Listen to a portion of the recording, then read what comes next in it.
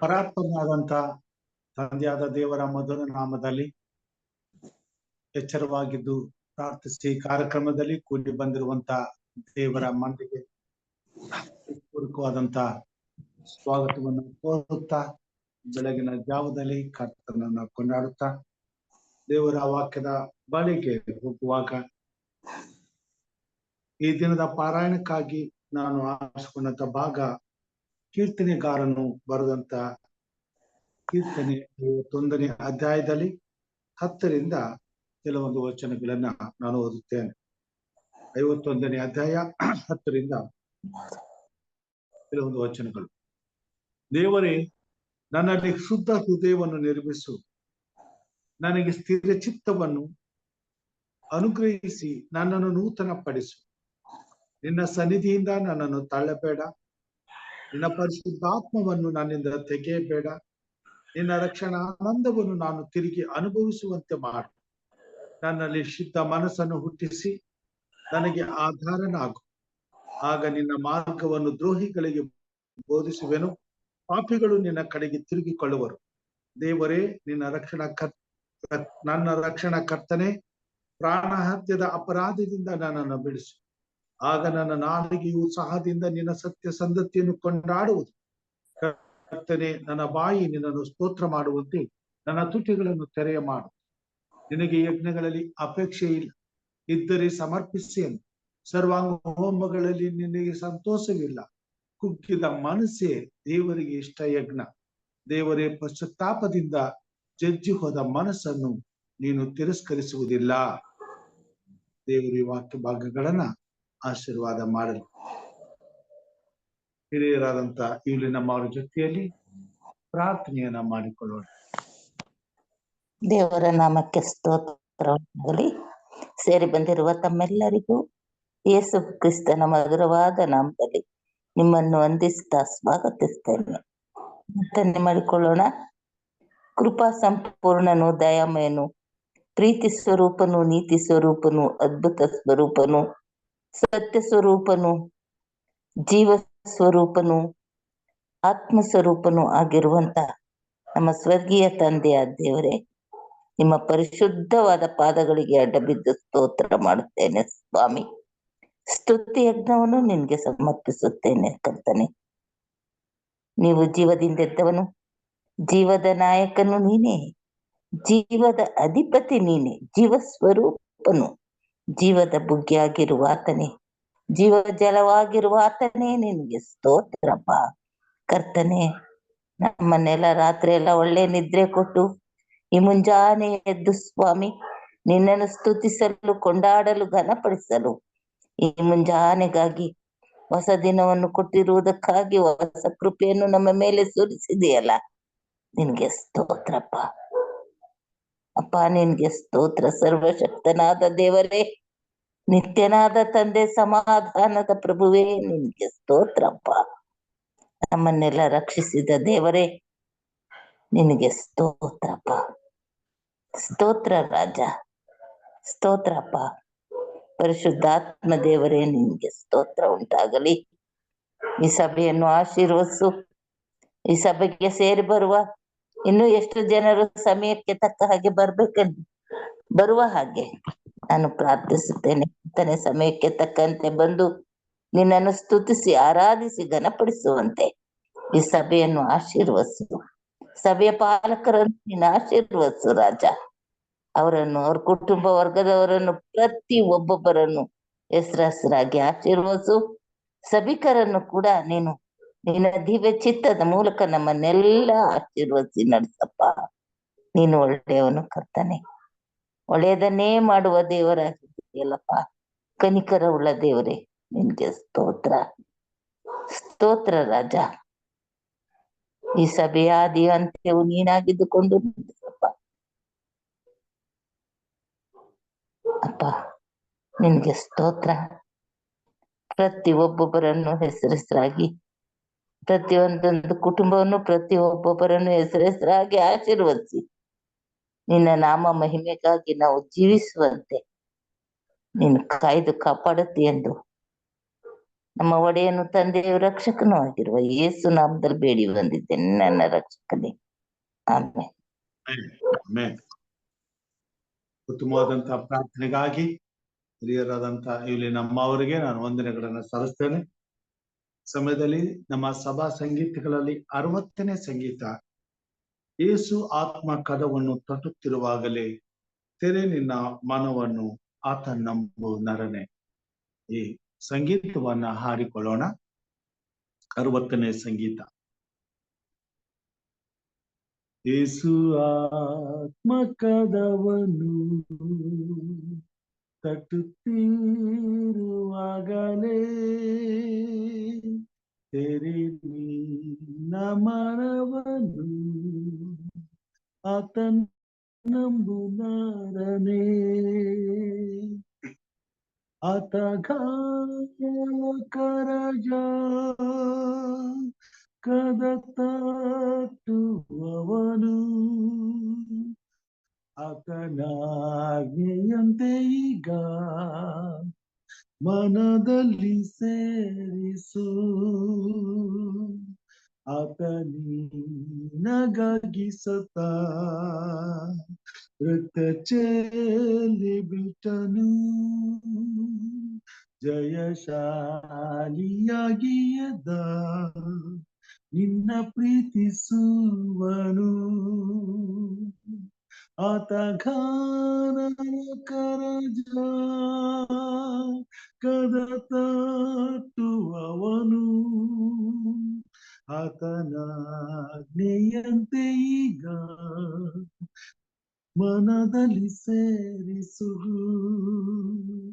ಇದು ಸುಪ್ರಸನ್ನ ಕಾಲ, ರಕ್ಷಣೆಯ ದಿನವು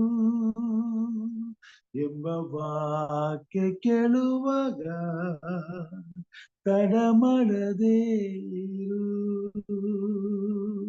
ಆತ ಲೋಕರಾಜ ಕದ ತಟ್ಟುವವನು ಆತನಾಜ್ಞೆಯಂತೆ ಈಗ ಮನದಲ್ಲಿ ಸೇರಿಸು. ಆತ ನಿನ್ನ ಬಳಿ ಸದಾ ಕೇಳಲಾರನು, ಕಡೆಯಲ್ಲಿ ನಿನ್ನ ತಡಿ ನಾಶ ಮಾಡಿ ಬಿಡ್ಬನು. ಆತ ಲೋಕರಾಜ ಕದ ತಟ್ಟುವವನು ಆತನಾಜ್ಞೆಯಂತೆ ಈಗ ಮನದಲ್ಲಿ ಸೇರಿಸು. Praise God. ದೇವರ ನಾಮಕ್ಕೆ ಕೋಟಿ ಕೋಟಿ ಸ್ತೋತ್ರಗಳನ್ನ ಸಲ್ಲಿಸುತ್ತಾ ಮತ್ತೊಮ್ಮೆ ದೇವರ ಸನ್ನಿಧಾನದಲ್ಲಿ ಕೂಡಿ ಬಂದಿರುವಂತಹ ದೇವ ಮಂದಿಗೆ ಕ್ರಿಸ್ತನ ಮಧುರ ನಾಮದಲ್ಲಿ ಹೃತ್ಪೂರ್ವಕವಾದ ಸ್ವಾಗತವನ್ನ ಕೋರುವಂತನಾಗಿದ್ದೇನೆ. ಈ ಸಮಯದಲ್ಲಿ ಈ ದಿನದ ವಾಕ್ಯವನ್ನ ಹಂಚಲು ನಮ್ಮ ಜೊತೆಯಲ್ಲಿ ಹಿರಿಯರಾದಂತ ಬೋಧಕರಾದಂತ ಯಶವಂತ್ ಅವರು ನಮ್ಮ ಜೊತೆಯಲ್ಲಿದ್ದಾರೆ. ಅವರನ್ನ ನಾನು ದೇವರ ವಾಕ್ಯಕ್ಕಾಗಿ ಆಹ್ವಾನಿಸುತ್ತೇನೆ.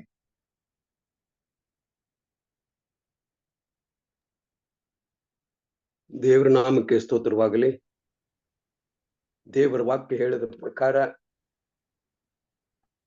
ಎಲ್ಲಿ ಇಬ್ಬರಾಗಲಿ ಮೂವರಾಗಲಿ ಸೇರಿಕೊಂಡು ನನ್ನನ್ನು ಕೊಂಡಾಡುತ್ತಾರೋ ಅವರ ಮಧ್ಯದಲ್ಲಿ ಇರುತ್ತೇನೆ ಅಂತ ಹೇಳಿ ವಾಗ್ದಾನ ಮಾಡಿದಂತ ಸ್ವಾಮಿ ಖಂಡಿತವಾಗಿ ಈ ಸಮಯದಲ್ಲಿ ಆತನ ಪ್ರಸನ್ನತೆ ಇದೆ ಅಂತ ನಾವು ನಂಬಿದ್ದೇವೆ.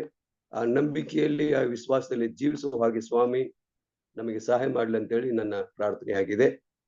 ಇವತ್ತಿನ ಸಂದೇಶ ಬಹಳ ಪ್ರಾಮುಖ್ಯವಾಗಿದೆ. ಈ ಸಂದೇಶವನ್ನ ನಾವು ತಿಳಿದುಕೊಂಡು ಈ ಸಂದೇಶದ ಪ್ರಕಾರ ನಡೆಯುವಂತ ಒಂದು ಭಾಗ್ಯವನ್ನ ಸ್ವಾಮಿ ನಮಗೆ ಕೊಡ್ಲಿ ಅಂತ ಹೇಳಿ ನಾನು ಕೇಳಿಕೊಳ್ಳುವನಾಗಿದ್ದೇನೆ. ಈ ಸಂದೇಶದ ಒಂದು ತಲೆ ಬರ ಯಾವುದು ಅಂತ ಹೇಳಿದ್ರೆ ಜ್ಞಾನಹೀನತೆಯ ಪರಿಣಾಮ. ಅಂದ್ರೆ ಅನೇಕರು ಇವತ್ತಿನಲ್ಲಿ ಜ್ಞಾನಹೀನರಾಗಿ, ಅಂದರೆ ಬುದ್ಧಿ ಇಲ್ಲದವರ ರೀತಿಯಲ್ಲಿ ನಡೆದುಕೊಳ್ಳುವವರಾಗಿದ್ದಾರೆ. ಬುದ್ಧಿ ಸಾಧಾರಣವಾದಂತಹ ಒಂದು ವಾಕ್ಯ ಪ್ರಕಾರ ಹೇಳುವಂತಹ ಸಮಯದಲ್ಲಿ ಬುದ್ಧಿ ಇಲ್ಲದ ರೀತಿಯಲ್ಲಿ ನಡೆದುಕೊಳ್ಳುವವರಾಗಿದ್ದೇವೆ. ಅನೇಕರು ಇವತ್ತಂದಲ್ಲಿ ಬುದ್ಧಿ ಇಲ್ಲದ ರೀತಿಯಲ್ಲಿ ನಡೆದುಕೊಳ್ಳುವವರಾಗಿದ್ದಾರೆ. ಅದಕ್ಕೆ ಪರಿಣಾಮ ಏನ್ ಪರಿಣಾಮವಾಗುತ್ತೆ? ದೇವರ ವಾಕ್ಯದಲ್ಲಿ ನಾವು ಓದ್ತೇವೆ, ಈ ಜ್ಞಾನಹೀನತೆಯ ಪರಿಣಾಮ ಏನು ಅಂತ ನೋಡುವಾಗ ಸತ್ಯವೇದದಲ್ಲಿ ನಮಗೆ ಸ್ಪಷ್ಟವಾಗಿ ತಿಳಿಸುವಂತದ್ದಾಗಿದೆ. ಮೊದಲನೇದಾಗಿ ಮೂರ್ಖತನವನ್ನು ಪ್ರಕಟಿಸುವುದು. ನಮ್ಮ ಮೂರ್ಖತನ ಏನಿದೆ ಅದನ್ನ ನಾವು ಏನ್ ಮಾಡ್ತೇವೆ? ತೋರಿಸಿಕೊಡುವವರಾಗಿದ್ದೇವೆ. ಅದನ್ನ ನಮ್ಮ ಸತ್ಯವೇದದಲ್ಲಿ ಜ್ಞಾನೋಕ್ತಿ 12ನೇ ಅಧ್ಯಾಯ 23ನೇ ವಚನದಲ್ಲಿ ನಾವು ನೋಡುವವರಾಗಿದ್ದೇವೆ.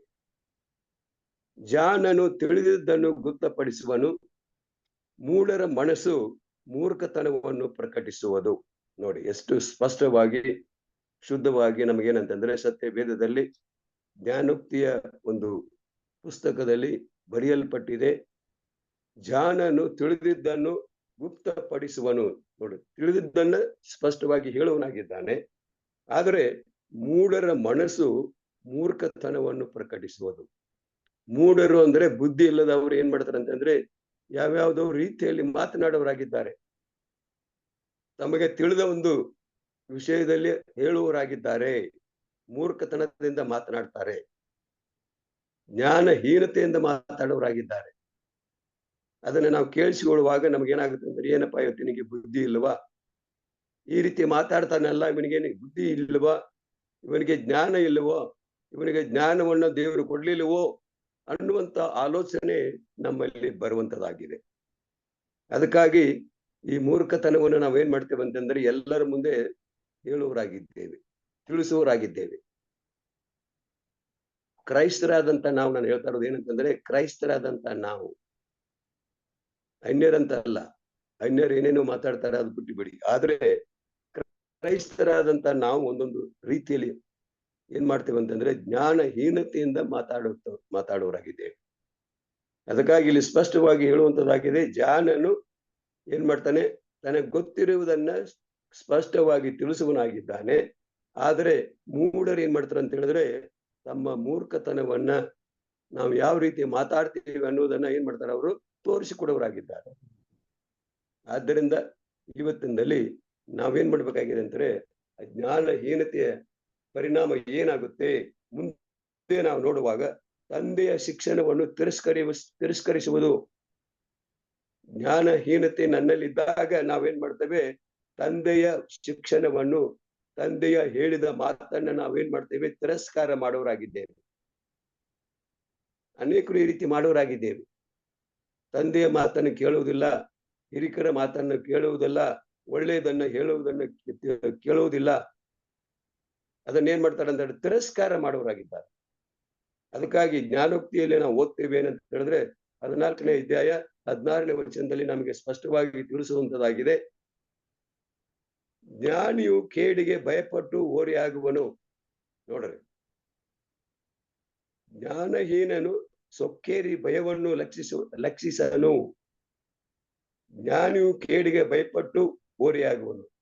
ಇವತ್ತಲ್ಲಿ ಜ್ಞಾನವಂತರು ಏನ್ ಮಾಡ್ತಾರೆ ಅಂದ್ರೆ, ತಿಳುವಳಿಕೆ ಇದ್ದವರು, ಬುದ್ಧಿ ಇದ್ದವ್ರು ಏನ್ ಮಾಡ್ತಾರೆ ಅಂತ ಹೇಳಿದ್ರೆ ಆ ಕೇಡಿಗೆ ಭಯಪಟ್ಟು ಅವ್ರೇನ್ ಮಾಡ್ತಾರೆ ಅಂದ್ರೆ ಅದನ್ನ ಬಿಟ್ಟು ಬಿಡುವರಾಗಿದ್ದಾರೆ, ಓರೆ ಆಗುವರು.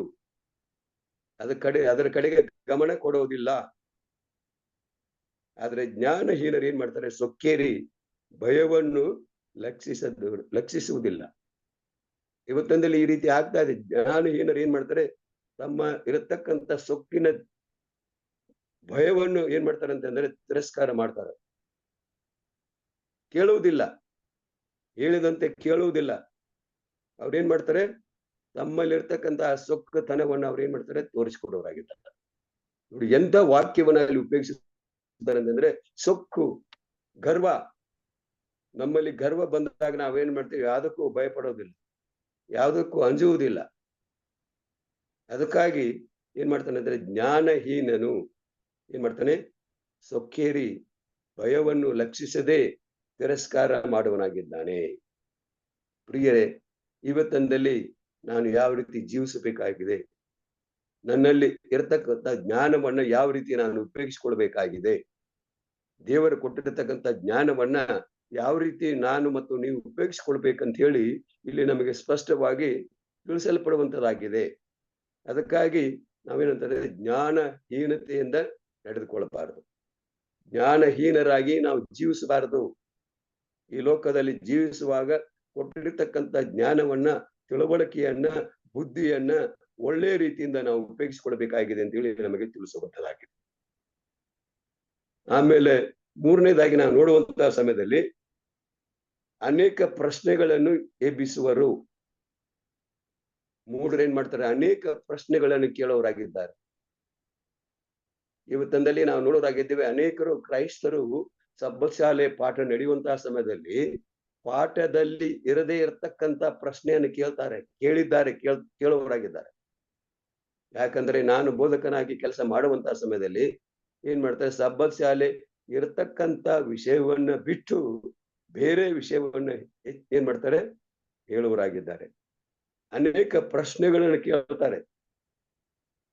ನಮ್ಮ ಸತ್ಯವೇದಕ್ಕೆ ಅನುಗುಣವಾಗದೆ ಇರತಕ್ಕಂತ ಪ್ರಶ್ನೆಗಳನ್ನ ಏನ್ ಮಾಡ್ತಾರೆ ಅಂತ ಹೇಳಿದ್ರೆ ಕೇಳುವರಾಗಿದ್ದಾರೆ. ಯಾಕಂತ ಹೇಳಿದ್ರೆ ಇವರಿಗೆ ತಿಳುವಳಿಕೆ ಇದೋ ಇಲ್ಲವೋ, ಇದಕ್ಕೆ ಇವರು ಉತ್ತರ ಕೊಡ್ತಾರೆ ಇಲ್ಲವೋ ಅಂತೇಳಿ ಅವ್ರು ಏನ್ ಮಾಡ್ತಾರೆ, ನಮ್ಮಿಂದ ತಿಳ್ಕೊಳ್ಳುವುದಕ್ಕೋಸ್ಕರ ಆ ರೀತಿ ಮಾಡೋರಾಗಿದ್ದಾರೆ. ನೋಡ್ರಿ, ಪ್ರಶ್ನೆಗಳನ್ನು ಮಾಡೋರಾಗಿದ್ದಾರೆ. ಅದಕ್ಕಾಗಿ ಇಲ್ಲಿ ಹೇಳುವಂತದ್ದಾಗಿದೆ, 2ನೇ ತಿಮೋತಿಯವರಿಗೆ ಬರೆದ ಪತ್ರಿಕೆ 2ನೇ ಅಧ್ಯಾಯ 23ನೇ ವಚನದಲ್ಲಿ ಈ ರೀತಿ ಹೇಳುವಂತದ್ದಾಗಿದೆ, ಮೂಢರ ಬುದ್ಧಿ ಇಲ್ಲದ ವಿಚಾರಗಳು ಜಗಳಗಳಿಗೆ ಕಾರಣವಾಗಿದೆ ಎಂದು ತಿಳಿದು ಅವುಗಳ ಗೊಡವೆಗೆ ಹೋಗಬೇಡ. ನೋಡಿ, ಅವರು ಕೇಳುವಂತ ಪ್ರಶ್ನೆಗಳಿಗೆ ನೀವೇನ್ ಮಾಡ್ರಿ, ಅದಕ್ಕೆ ಏನಾಗಿದ್ರೆ ಜಗಳ ಪ್ರಾರಂಭವಾಗುತ್ತೆ, ತೊಂದರೆ ಆಗುತ್ತೆ, ಸಭೆಯಲ್ಲಿ ಗಲಾಟೆ ಆಗುತ್ತೆ. ಅದಕ್ಕಾಗಿ ನೀವೇನ್ ಮಾಡ್ರಿ, ಅದನ್ನ ತಿಳಿದುಕೊಂಡು ಅವುಗಳ ಗೊಡವೆಗೆ ನೀವೇನ್ ಮಾಡ್ಬೇಡ್ರಿ, ಹೋಗ್ಬೇಡ್ರಿ. ಅದಕ್ಕೆ ಆ ಪ್ರಶ್ನೆಗೆ ನೀವು ಉತ್ತರ ಕೊಡಬೇಕಾದಂತ ಅವಶ್ಯಕತೆ ಇಲ್ಲ. ಯಾಕಂತ ಹೇಳಿದ್ರೆ ನಮ್ಮ ಸತ್ಯ ವೇದದಲ್ಲಿ ಸಬ್ಬತ್ ಶಾಲೆ ಪಾಠದಲ್ಲಿ ಏನಿದೆ ಅದನ್ನ ಕೇಳಿದಾಗ ನಾವು ಉತ್ತರ ಕೊಡೋಣ. ಅದನ್ನು ಬಿಟ್ಟು ಬೇರೆಯನ್ನು ಕೇಳುವಂತಹ ಸಮಯದಲ್ಲಿ ಅದಕ್ಕೆ ಉತ್ತರ ಕೊಡುವಂತ ಅವಶ್ಯಕತೆ ಇಲ್ಲ ಅಂತೇಳಿ ಇಲ್ಲಿ ತಿಳಿಸುವಂತದ್ದಾಗಿದೆ. ಯಾಕಂದ್ರೆ ಅದು ಜಗಳಕ್ಕೆ ಕಾರಣವಾಗುವಂತದ್ದಾಗಿದೆ. ಇವತ್ತಿನಲ್ಲಿ ನಾವು ನೋಡ್ತೀವಿ, ಅನೇಕರನ್ನ ನೋಡುವ ಒಂದೇ ಸಭೆಯಲ್ಲಿ ಎಲ್ಲಾ ಸಭೆಗಳಲ್ಲಿ ಇದು ನಡೆಯುವಂತದ್ದಾಗಿದೆ. ನಾವೇನ್ ಮಾಡ್ತೇವೆ, ಯಾವ್ಯಾವ್ದೋ ಪ್ರಶ್ನೆಯನ್ನು ಕೇಳ್ಬಿಡ್ತೇವೆ, ನಮಗ್ ಗೊತ್ತಿಲ್ಲದ ಅವ್ರಿಗೂ ಕೂಡ ಗೊತ್ತಿರೋದಿಲ್ಲ ಅಂತ ಪ್ರಶ್ನೆನ ಅವ್ರೇನ್ ಮಾಡ್ತಾರೆ, ಕೇಳುವರಾಗಿದ್ದಾರೆ. ಅದಕ್ಕಾಗಿ ಮೂಢರ ಬುದ್ಧಿ ಇಲ್ಲದ ವಿಚಾರಗಳು ಜಗಳಗಳಿಗೆ ಕಾರಣವಾಗಿದೆ ಎಂದು ತಿಳಿದು ಅವುಗಳ ಗೊಡವೆಗೆ ನೀವು ಹೋಗಬೇಡಿ. ಸ್ಪಷ್ಟವಾಗಿ ತಿಳಿಸುವಂತದ್ದಾಗಿದೆ. ಆ ರೀತಿ ಮೂಢರು ಏನಂತಂದ್ರೆ ಬುದ್ಧಿ ಇಲ್ಲದವರು ಯಾವುದ್ಯಾವುದೋ ಪ್ರಶ್ನೆಗಳನ್ನು ಕೇಳ್ತಾರೆ, ಆ ಪ್ರಶ್ನೆಯ ಗೊಡವೆಗೆ ನೀವು ಹೋಗ್ಬೇಡ್ರಿ ಅಂತೇಳಿ ಸತ್ಯವೇದ ನಮಗೆ ತಿಳಿಸುವಂತದ್ದಾಗಿದೆ. ಆಮೇಲೆ ಇನ್ನು ಜ್ಞಾನಹೀನತೆಯಿಂದ ಏನಾಗುತ್ತೆ ಅಂತ ಹೇಳಿದ್ರೆ ತಿಳುವಳಿಕೆಯನ್ನು ಕಳೆದುಕೊಳ್ಳುವುದು.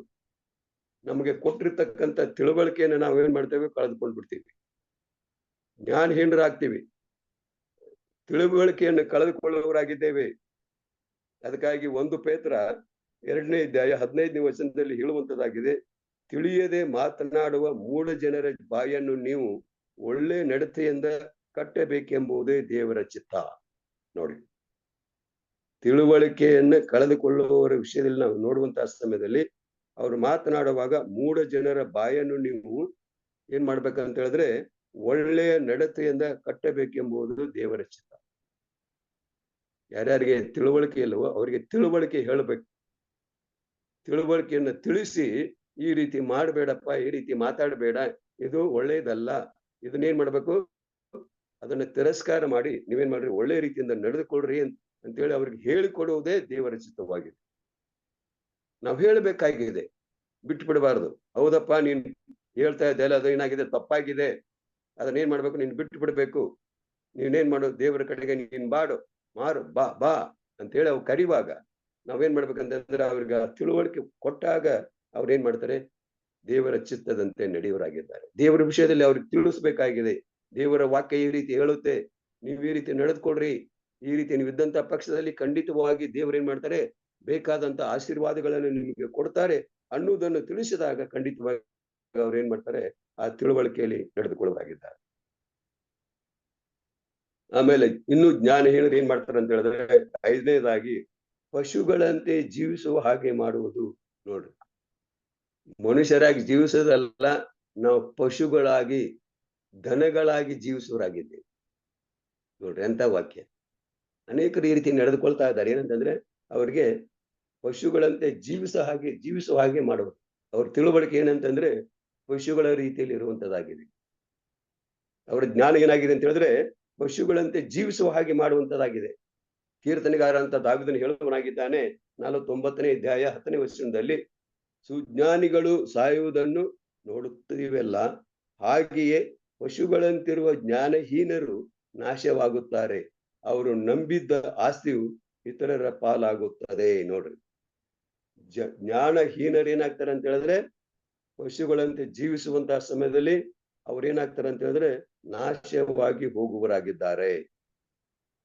ಅದು ಅಲ್ಲದೆ ಅವರು ನಂಬಿದ್ದಂತ ಆಸ್ತಿಯು ಇತರರ ಪಾಲಾಗುವುದು. ಈ ರೀತಿ ನಾವು ಪಶುಗಳಂತೆ ಜೀವಿಸುವಂತಹ ಸಮಯದಲ್ಲಿ ನಮ್ಮ ತಿಳುವಳಿಕೆ ನಾವು ಕಳೆದುಕೊಂಡು ಏನ್ ಮಾಡ್ತೇವೆ, ಮಾತನಾಡುವರಾಗಿದ್ದೇವೆ. ಅವಾಗ ಏನಾಗುತ್ತೆ ಅಂದರೆ ನಾವು ನಂಬಿದಂತ ಆಸ್ತಿ ಕೂಡ ನಮ್ಮಿಂದ ಏನಾಗುತ್ತೆ, ದೂರ ಹೋಗುವಂತದ್ದಾಗಿದೆ. ಆಮೇಲೆ ನಾವೇನಾಗ್ತೇವೆ, ನಾಶವಾಗ್ತೇವೆ. ಖಂಡಿತವಾಗಿ ನಾವೇನಾಗ್ತೇವೆ ಅಂತಂದ್ರೆ ಪಶುಗಳಂತೆ ಜೀವಿಸಿದಾಗ ನಾವು ನಾಶವಾಗ್ತೀವಿ.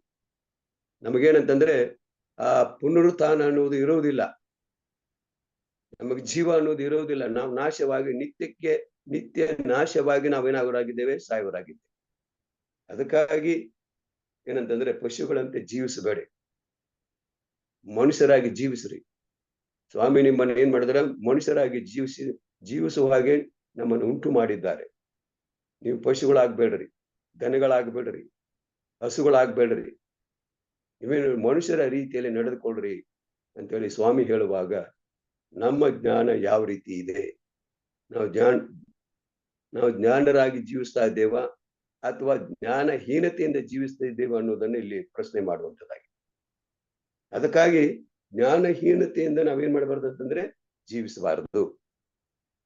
ಆಮೇಲೆ ನಾವು ಮುಂದೆ ಹೋಗುವಾಗ ಜ್ಞಾನಹೀನತೆಗೆ ಪರಿಹಾರ ಇದೆಯೇ ಪ್ರಶ್ನೆ. ಜ್ಞಾನಹೀನತೆಗೆ ಪರಿಹಾರ ಇದೆಯಾ? ದೇವರ ವಾಕ್ಯದಲ್ಲಿ ಖಂಡಿತವಾಗಿ ಪರಿಹಾರ ಇದೆ. ಯಾರು ಜ್ಞಾನಹೀನತೆಯಿಂದ ನಡೆದುಕೊಳ್ತಾ ಇದ್ದಾರೆ ಅವ್ರಿಗೆ ಏನಾದ್ರೆ ಅಂತ ಹೇಳಿದ್ರೆ ಪರಿಹಾರ ಖಂಡಿತವಾಗಿದೆ. ನಾವು ನೋಡ್ತೇವೆ, ಅವ್ರಿಗೇನಂತಂದ್ರೆ ದೇವರ ಭಯ ಇರಬೇಕು. ಜ್ಞಾನಹೀನರಾಗಿ ಜೀವಿಸತಕ್ಕಂತ ಮಕ್ಕಳು ಏನಾಗಿರ್ಬೇಕು, ದೇವರ ಭಯ ಅವರಲ್ಲಿ ಬರಬೇಕು. ಆವಾಗ ತಾನೇ ಅವ್ರಿಗೇನಂತಂದ್ರೆ ಜ್ಞಾನಹೀನತೆಯ ಪರಿಹಾರವಾಗುವಂತದ್ದಾಗಿದೆ. ಅದೇ ಜ್ಞಾನೋಕ್ತಿ 9ನೇ ಅಧ್ಯಾಯ 10ನೇ ವಚನದಲ್ಲಿ ನಮಗೆ ಸ್ಪಷ್ಟವಾಗಿ ತಿಳಿಸುವಂತದ್ದಾಗಿದೆ. ಯೆಹೋವನ ಭಯವೇ ಜ್ಞಾನಕ್ಕೆ ಮೂಲವು. ಯೆಹೋವನ ಭಯವೇ ಜ್ಞಾನಕ್ಕೆ ಮೂಲ. ನೋಡ್ರಿ, ಇವತ್ತಿನಲ್ಲಿ ದೇವರನ್ನ ನಾನು ಕೊಂಡಾಡಿದಾಗ, ದೇವರ ಜೊತೆಲಿ ನಾನು ಇದ್ದಂತ ಪಕ್ಷದಲ್ಲಿ ಏನಾಗುತ್ತೆ, ಆ ಜ್ಞಾನವು ನನಗೆ ಸಿಗುವಂತದ್ದಾಗಿದೆ. ಆಮೇಲೆ ಪರಿಶುದ್ಧ ತಿಳುವಳಿಕೆಯೇ ವಿವೇಕವು. ಪರಿಶುದ್ಧನ ತಿಳುವಳಿಕೆಯೇ ವಿವೇಕವು. ನೋಡ್ರಿ, ನಾವು ಪರಿಶುದ್ಧರಾಗಿ ಜೀವಿಸ್ಬೇಕಂತ ಹೇಳಿದ್ರೆ ಏನಂತ ಹೇಳಿದ್ರೆ ಯೆಹೋವನ ಭಯದಲ್ಲಿ ಜೀವಿಸ್ಬೇಕಾಗಿದೆ. ದೇವರ ಭಯದಲ್ಲಿ ಜೀವಿಸಿದಾಗ ಖಂಡಿತವಾಗಿ ನಮ್ಮ ಜ್ಞಾನಹೀನತೆ ಏನಾಗುತ್ತೆ, ಪರಿಹಾರವಾಗುವಂತದ್ದಾಗಿದೆ. ನಮ್ಮಲ್ಲಿರ್ತಕ್ಕಂಥ ಆ ಬುದ್ಧಿಗೇಡಿ ಏನಾಗುವಂತದ್ದಾಗಿದೆ, ಹೋಗುವಂತದ್ದಾಗಿದೆ. ನಮ್ಮಲ್ಲಿರ್ತಕ್ಕಂಥ ಆ ತಿಳುವಳಿಕೆ ಏನಾಗುವಂತದ್ದಾಗಿದೆ, ಬುದ್ಧಿ ಇಲ್ಲದೆ ಮಾತನಾಡುವಂತವರು ಏನಾಗುತ್ತಾರೆ ಅಂತಂದ್ರೆ ದೇವರ ಭಯದಿಂದ ಜೀವಿಸಿದಾಗ ಖಂಡಿತವಾಗಿ ಅವರಿಗೆ ಪರಿಹಾರ ಸಿಗುವಂತದ್ದಾಗಿದೆ. ಇವತ್ತಿನಲ್ಲಿ ಆ ಪರಿಹಾರ ನನಗೆ ಬೇಕಾಗಿದೆ, ನಮಗೆ ಬೇಕಾಗಿದೆ. ನಾವೇನ್ ಮಾಡ್ಬೇಕಂತಂದ್ರೆ ದೇವರ ಭಯದಲ್ಲಿ ಜೀವಿಸಿದಾಗ ಖಂಡಿತವಾಗಿ ಆ ಜ್ಞಾನಹೀನತೆ ನಮ್ಮಿಂದ ಹೋಗುವಂತದ್ದಾಗಿದೆ. ಎರಡನೇದಾಗಿ ದೇವರ ವಾಕ್ಯದ ಸ್ವೀಕಾರ. ನಾವೇನ್ ಮಾಡ್ಬೇಕು, ದೇವರ ವಾಕ್ಯದ ಸ್ವೀಕಾರ ಮಾಡ್ಕೊಳ್ಬೇಕು. ದೇವರ ವಾಕ್ಯವನ್ನು ನಮ್ಮ ಜೀವನದಲ್ಲಿ ಸ್ವೀಕಾರ ಅಳವಡಿಸಿಕೊಳ್ಬೇಕಾಗಿದೆ. ದೇವರ ವಾಕ್ಯವನ್ನ ನಾವೆಷ್ಟು ಜನ ಇವತ್ತಿನಲ್ಲಿ ದೇವರ ವಾಕ್ಯವನ್ನ ಆಸಕ್ತಿಯಿಂದ ಕೇಳುವರಾಗಿದ್ದೇವೆ? ಇಲ್ಲ, ಯಾರು ಕೇಳಲಿಕ್ಕೆ ಸಾಧ್ಯವಿಲ್ಲ. ಯಾಕಂತ ಹೇಳಿದ್ರೆ ಅನೇಕರು ಬೋಧಕರಾಗಲಿ ಬೇರೆ ಯಾರೇ ಮಾತನಾಡುವಂತಹ ಸಮಯದಲ್ಲಿ ಅವರು ದೇವರ ವಿಷಯದಲ್ಲಿ ಮಾತನಾಡ್ತಾರೆ ಹೊರತು ತಮ್ಮ ವಿಷಯದಲ್ಲಿ ಯಾರು ಮಾತಾಡೋದಿಲ್ಲ ಸಭೆಯಲ್ಲಿ. ಆವಾಗ ನಾವು ತಿಳ್ಕೊಳ್ಬೇಕಾಗಿದೆ, ನಾವು ದೇವರ ವಾಕ್ಯವನ್ನ ಉಪದೇಶವನ್ನು ಇಲ್ಲಿ ಹೇಳುವಂತದ್ದಾಗಿದೆ. ಜ್ಞಾನೋಕ್ತಿ 8ನೇ ಅಧ್ಯಾಯ 33ನೇ ವಚನದಲ್ಲಿ ಉಪದೇಶವನ್ನು ಕೇಳಿರಿ, ಅದನ್ನು ಬಿಡದೆ ಜ್ಞಾನವಂತರಾಗಿರ್ರಿ. ಉಪದೇಶವನ್ನು ಏನ್ ಮಾಡ್ರಿ? ಕೇಳ್ರಿ, ಆಮೇಲೆ ಜ್ಞಾನವಂತರಾಗಿ ಜೀವಿಸ್ರಿ. ನೋಡ್ರಿ ಎಂತ ವಾಕ್ಯ. ಪ್ರಿಯರ, ಇವತ್ತಿನಲ್ಲಿ ಉಪದೇಶ ಕೇಳಲಿಕ್ಕೆ ನಮಗೆ ಆಗ್ತಾ ಇಲ್ಲ. ಬೋಧಕರು ಒಂದು 10 ನಿಮಿಷ ಅಥವಾ ಒಂದು 15 ನಿಮಿಷ ಜಾಸ್ತಿ ಮಾತಾಡಿದರೆ, ದೇವರ ವಾಕ್ಯವನ್ನ ಹೇಳಿದರೆ ನಾವೇನ್ ಮಾಡ್ತೇವೆ? ಆ ಜಾಗ ಖಾಲಿ ಮಾಡ್ಬಿಡ್ತೇವೆ. ಒಬ್ಬೊಬ್ಬರಾಗಿ ಹಿಂದುಗಡೆ ಇದ್ದವ್ರು ಏನ್ ಮಾಡ್ತಾರೆ? ಹೋಗ್ಬಿಡ್ತಾರೆ. ಏನಪ್ಪ ಇವ್ರು ಎಷ್ಟೊಂದು ಮಾತಾಡ್ತಾ ಇದ್ದಾರೆ, ಇವರು ಏನ್ ಇವ್ರಿಗೆ ತಿಳುವಳಿಕೆ ಇಲ್ವಾ ಅನ್ನುವಂಥದ್ದು ಅವರಲ್ಲಿ ಏನಾಗುತ್ತೆ? ಬಂದು ಅವ್ರು ಏನ್ ಮಾಡ್ತಾರೆ? ದೇವರ ವಾಕ್ಯವನ್ನು ಕೇಳುವುದಿಲ್ಲ, ಅವ್ರಿಗೆ ಇಷ್ಟ ಇಲ್ಲ. ಅದರಲ್ಲಿ ಹೇಳುವಂತದ್ದಾಗಿದೆ, ಆ ದೇವರ ಉಪದೇಶವನ್ನು ಕೇಳಿರಿ, ಅದನ್ನು ಬಿಡದೆ ಜ್ಞಾನವಂತರಾಗಿರಿ. ನಿಮಗೆ ಜ್ಞಾನ ಬೇಕಾದ್ರೆ, ನಿಮಗೆ ತಿಳುವಳಿಕೆ ಬೇಕಾದ್ರೆ, ನಿಮಗೆ ಬುದ್ಧಿ ಬೇಕಾದ್ರೆ ದೇವರ ವಾಕ್ಯವನ್ನು ಕೇಳ್ರಿ, ಉಪದೇಶವನ್ನು ಕೇಳ್ರಿ, ಅದರ ಪ್ರಕಾರ ನಡೀರಿ. ಆವಾಗ ಜ್ಞಾನ ಹೇಳುತ್ತೆ ನಿಮ್ಮಿಂದ ಏನಾಗುತ್ತೆ? ಪರಿಹಾರವಾಗುವಂತದ್ದಾಗಿದೆ, ಹೋಗುವಂತದ್ದಾಗಿದೆ. ಆದ್ದರಿಂದ ಪ್ರಿಯರು, ಇವತ್ತಿನಲ್ಲಿ ದೇವರ ವಾಕ್ಯವನ್ನು ನಾವು ಏನ್ ಮಾಡ್ಬೇಕಾಗಿದೆ? ಸ್ವೀಕಾರ ಮಾಡ್ಬೇಕಾಗಿದೆ. ದೇವರ ವಾಕ್ಯವನ್ನು ಸ್ವೀಕಾರ ಮಾಡದೆ ಹೋದಂತ ಪಕ್ಷದಲ್ಲಿ ತಿರುಗ ನಾವೇನಾಗ್ತಂದ್ರೆ ಪಶುಗಳಂತೆ ಜೀವಿಸಬೇಕಾಗಿದ್ದೇವೆ. 4ನೇದಾಗಿ ಕರ್ತನ ಚಿತ್ತವನ್ನು ಅರಿಯುವುದು. ಕರ್ತನ ಚಿತ್ತವನ್ನ ಅರಿಯುವುದು, ತಿಳ್ಕೊಳ್ಳುವುದು. ದೇವರ ಚಿತ್ತ ಏನು? ದೇವರ ನಿನ್ನ ಚಿತ್ತ ಏನು? ನನಗೆ ತಿಳಿಸು ಅಂತ ಹೇಳುವಂತಹ ಸಮಯದಲ್ಲಿ ಎಫೆಸದವರಿಗೆ ಬರೆದ ಪತ್ರಿಕೆ 5ನೇ ಅಧ್ಯಾಯ 17ನೇ ವಚನದಲ್ಲಿ, ಮತ್ತು ಬುದ್ಧಿಹೀನರಾಗಿ ನಡೆಯದೆ ಕರ್ತನ ಚಿತ್ತವೇನೆಂಬುದನ್ನು ವಿಚಾರಿಸಿ ತಿಳಿದವರಾಗಿರ್ರಿ. ನೋಡ್ರಿ, ಮತ್ತು ಬುದ್ಧಿಹೀನರಾಗಿ ನಡೆಯದೆ ಕರ್ತನ ಚಿತ್ತವೇನೆಂಬುದನ್ನು ವಿಚಾರಿಸಿ ತಿಳಿದುಕೊಳ್ಳ್ರಿ. ದೇವರ ಚಿತ್ತ ಏನಂತ ಹೇಳಿ ಏನ್ ಮಾಡ್ರಿ ಅಂತಂದ್ರೆ ನೀವು ತಿಳಿದುಕೊಳ್ಳ್ರಿ. ಅವಾಗ ನಮ್ಗೆ ಏನಾಗುತ್ತೆ ಅಂತಂದ್ರೆ ಆ ತಿಳುವಳಿಕೆ ಬರುವಂತದ್ದಾಗಿದೆ. ಆತನ ಚಿತ್ತವನ್ನು ಅರಿಯಬೇಕಾಗಿದೆ. ಆತನ ಚಿತ್ತವನ್ನು ನಾವು ವಿಚಾರಿಸಿದಾಗ, ತಿಳಿದುಕೊಂಡಾಗ ಖಂಡಿತವಾಗಿ ನಾವು ಬುದ್ಧಿಹೀನರಾಗಿ ಜೀವಿಸಲಿಕ್ಕೆ ಸಾಧ್ಯವಿಲ್ಲ, ಜೀವಿಸುವುದಿಲ್ಲ ಆ ರೀತಿ. ಯಾಕಂತ ಹೇಳಿದ್ರೆ ನಾವು ಬುದ್ಧಿವಂತರಾಗಿ ಜೀವಿಸಬೇಕಾಗಿದೆ. ನನಗೆ ಆ ಗರ್ವ ಅನ್ನೋದು ನನ್ನಲ್ಲಿ ಹೋದಂತ ಪಕ್ಷದಲ್ಲಿ, ಆ ಸೊಕ್ಕು ನನ್ನಲ್ಲಿ ಹೋದಂತ ಪಕ್ಷದಲ್ಲಿ ಖಂಡಿತವಾಗಿ ನಾವೇನ್ ಮಾಡ್ತೇವೆ? ದೇವರ ಚಿತ್ತದಂತೆ ನಡೆಯುವುದಾಗಿದೆ. 5ನೇದಾಗಿ ಸಮಯವನ್ನು ಸದುಪಯೋಗಿಸಿಪಡಿಸಿಕೊಳ್ಳುವುದು. ಸಮಯವನ್ನು ನಾವೇನ್ ಮಾಡ್ತೇವೆ? ವ್ಯರ್ಥವಾಗಿ ಕಳೆಯದೆ ಕೊಟ್ಟಿರ್ತಕ್ಕಂತಹ ಸಮಯವನ್ನು ಅದಕ್ಕೆ ಬೆಲೆ ಕೊಟ್ಟು ಅದರ ಪ್ರಕಾರ ನಾವು ನಡಿಬೇಕಾಗಿದೆ. ಕೊಲೊಸ್ಸೆಯರಿಗೆ ಬರೆದ ಪತ್ರಿಕೆ 4ನೇ ಅಧ್ಯಾಯ 5ನೇ ವಚನದಲ್ಲಿ ತಿಳಿಸುವಂತದ್ದಾಗಿದೆ, ಸಮಯವನ್ನು ಸುಮ್ಮನೆ ಕಳಕೊಳ್ಳದೆ ಅದನ್ನು ಬೆಲೆಯುಳ್ಳದ್ದೆಂದು ಉಪಯೋಗಿಸಿ ಹೊರಗಿನವರ ಮುಂದೆ ಜ್ಞಾನ ಉಳ್ಳವರಾಗಿ ನಡೆದುಕೊಳ್ಳ್ರಿ. ನೋಡ್ರಿ, ಸಮಯವನ್ನು ಸುಮ್ಮನೆ ಕಳಕೊಳ್ಳದೆ ಅದನ್ನು ಬೆಲೆಯದ್ದೊಂದು ಉಪಯೋಗಿಸಿಕೊಂಡು ಹೊರಗಿನವರ ಮುಂದೆ ಜ್ಞಾನವಂತರಾಗಿ ಏನಾಗಿರಿ? ನಡೆದುಕೊಳ್ಳ್ರಿ. ನೋಡ್ರಿ ಎಂತ ಸಮಯವನ್ನು ಕೊಟ್ಟಿರುವಾಗ ಸಮಯವನ್ನು ಒಳ್ಳೆ ರೀತಿಯಿಂದ ಉಪಯೋಗಿಸ್ಕೊಳ್ರಿ. ಏನ್ ಮಾಡ್ರಿ? ಜ್ಞಾನವಂತರಾಗಿರಿ. ಇನ್ನೊಬ್ಬರ ಮುಂದೆ ಏನಂತಂದ್ರೆ ಜ್ಞಾನ, ಹೌದು ಸ್ವಾಮಿ ಇವ್ರಿಗೆ ಏನ್ ಮಾಡಿದ್ರೆ ಒಂದು ಒಳ್ಳೆ ಜ್ಞಾನವನ್ನು ಕೊಟ್ಟಿದ್ದಾರೆ, ಇವರು ಒಂದು ಒಳ್ಳೆ ಉಪದೇಶವನ್ನು ಮಾಡುವರಾಗಿದ್ದಾರೆ ಅಂತ ಹೇಳಿ ಜನಗಳು ಏನ್ ಮಾಡ್ಬೇಕಂತ ಹೇಳಿದ್ರೆ ತಿಳಿದುಕೊಳ್ಬೇಕು. ಆ ರೀತಿ ನಾವು ನಡೆದುಕೊಳ್ಬೇಕಾಗಿದೆ. ಇನ್ನೊಬ್ಬರ ಜೊತೆಯಲ್ಲಿ, ಅನ್ಯರ ಜೊತೆಯಲ್ಲಿ ನಾವು ನಡೆದುಕೊಂಡಾಗ ಪರವಾಗಿಲ್ಲಪ್ಪ, ಈ ವ್ಯಕ್ತಿ ಏನಾಗಿದೆ ಅಂತಂದ್ರೆ ದೇವರ ಮಾರ್ಗದಲ್ಲಿ ನಡೀತಾ ಇದ್ದಾರೆ, ದೇವರ ವಿಷಯದಲ್ಲಿ ಇವರಿಗೆ ಹೆಚ್ಚಾಗಿ ಚೆನ್ನಾಗಿ ಗೊತ್ತಿದೆ ಅಂತೇಳಿ ಅವ್ರೇನ್ ಮಾಡ್ತಾರೆ? ಇನ್ನೊಬ್ರು ಅವ್ರು ತಿಳಿದುಕೊಂಡು ಅವ್ರೇನ್ ಮಾಡ್ತಾರೆ ಅಂದ್ರೆ ನಾವ್ಯಾಕೆ ಆ ರೀತಿ ಮಾಡಬಾರ್ದು, ಯಾಕೆ ನಾವು ಆ ರೀತಿ ದೇವರ ಕಡೆಗೆ ನಾವು ಯಾಕೆ ಹೋಗ್ಬಾರ್ದು ಅನ್ನುವಂತ ಆಲೋಚನೆ ಅವ್ರಿಗೆ ಏನಾಗುತ್ತೆ? ಬರುವಂತದ್ದಾಗಿದೆ. ಅದಕ್ಕಾಗಿ ಸಮಯವನ್ನು ಏನ್ ಮಾಡ್ಬೇಕಂದ್ರೆ ಉಪಯೋಗಿಸಿಕೊಂಡು ಅದರ ಪ್ರಕಾರ ನಾವು ನಡಿಬೇಕು. ವ್ಯರ್ಥವಾಗಿ ಕಳಿಬೇಡ್ರಿ ಸಮಯವನ್ನು. ನಾವು ಎಷ್ಟೋ ಸಾರಿ ವ್ಯರ್ಥವಾಗಿ ಏನ್ ಮಾಡ್ತೇವೆ ಅಂತಾರೆ? ಸಮಯವನ್ನು ಕಳೆದು ಬಿಟ್ಟು ಸತ್ಯವೇದ ಓದ್ಲಿಕ್ಕೆ ಸಮಯವಿಲ್ಲ, ದೇವರ ವಾಕ್ಯವನ್ನು ಓದ್ಲಿಕ್ಕೆ ಸಮಯವಿಲ್ಲ, ಪ್ರಾರ್ಥನೆ ಮಾಡ್ಲಿಕ್ಕೆ ಸಮಯವಿಲ್ಲ. ಕೊಟ್ಟಿರ್ತಕ್ಕಂಥ ಸಮಯವನ್ನು ನಾವೇನ್ ಮಾಡ್ತಾ ಇಲ್ಲ? ಉಪಯೋಗಿಸಿಕೊಳ್ತಾ ಇಲ್ಲ. ಅದು ಮೊದಲನೇದಾಗಿ. ಸಮಯ ಇದೆ, ಆದ್ರೆ ಅದನ್ನ ನಾವೇನ್ ಮಾಡ್ತಾ ಇಲ್ಲ? ಉಪಯೋಗಿಸಿಕೊಂಡು ಅದರ ಪ್ರಕಾರ ನಾವು ನಡೀತಾ ಇಲ್ಲ. ಇವತ್ತಂದ್ರೆ ಎಷ್ಟು ಜನ ನಾವು ಸಮಯವನ್ನು ವ್ಯರ್ಥವಾಗಿ ಕಳೀತಾ ಇದ್ದೇವೆ? ಆಲೋಚನೆ ಮಾಡೋಣ. ಆದ್ದರಿಂದ ಪ್ರಿಯರ ಇವತ್ತಿನಲ್ಲಿ ನಮಗೇನಂತಂದ್ರೆ ಜ್ಞಾನಹೀನತೆಯಿಂದ ಇರುವಂತಹ ಸಮಯದಲ್ಲಿ ಏನಾಗುವಂಥದ್ದಾಗಿದೆ ಮತ್ತು ಜ್ಞಾನಹೀನತೆಗೆ ಪರಿಹಾರ ಖಂಡಿತವಾಗಿ ದೇವರಲ್ಲಿ ಇದೆ ಅನ್ನೋದನ್ನ ನಾವು ಅರ್ಥ ಮಾಡಿಕೊಂಡಾಗ ಖಂಡಿತವಾಗಿ ಜ್ಞಾನವಂತರಾಗಿ ನಾವೇನ್ ಮಾಡ್ತೇವೆ, ಜೀವಿಸ್ತೇವೆ. ಅದಕ್ಕಾಗಿ ಈ ಸಮಯದಲ್ಲಿ ಇನ್ನೊಂದು ರಾಗವನ್ನ ನಮ್ಮ ಬೋಧಕರು ಹಾಡಬೇಕಾಗಿ ನಾನು ಕೇಳ್ತೀನಿ.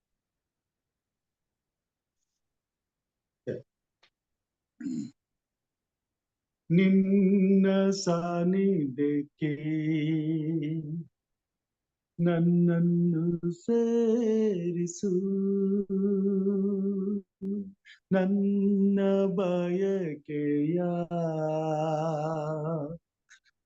ದೇವರೇ ತೀರಿಸು.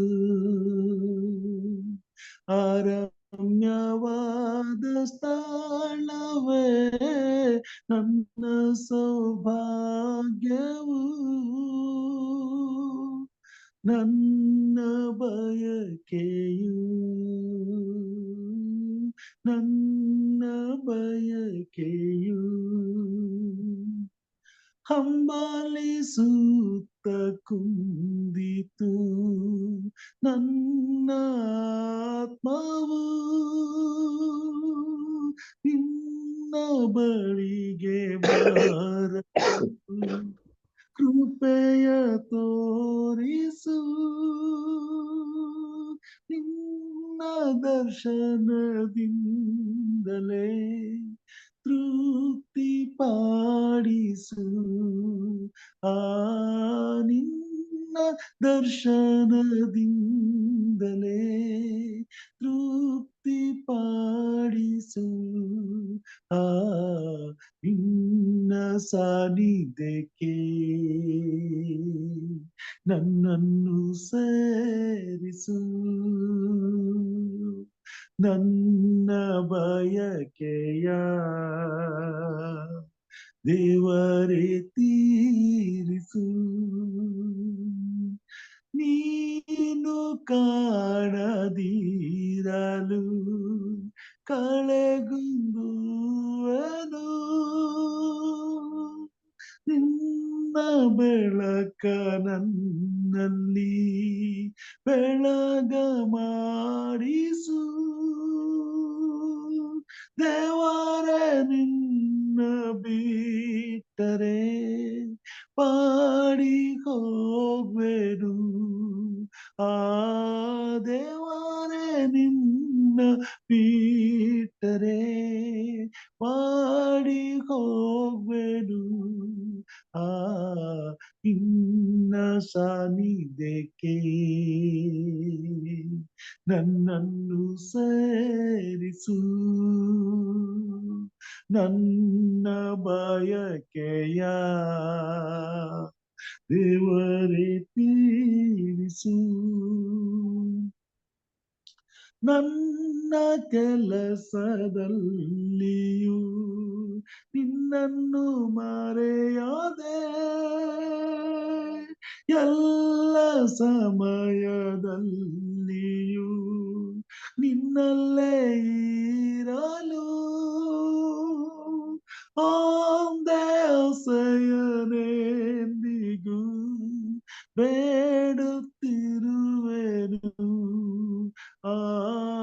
ಒಂದೇ ಆಸೆಯನೆಂದಿಗೂ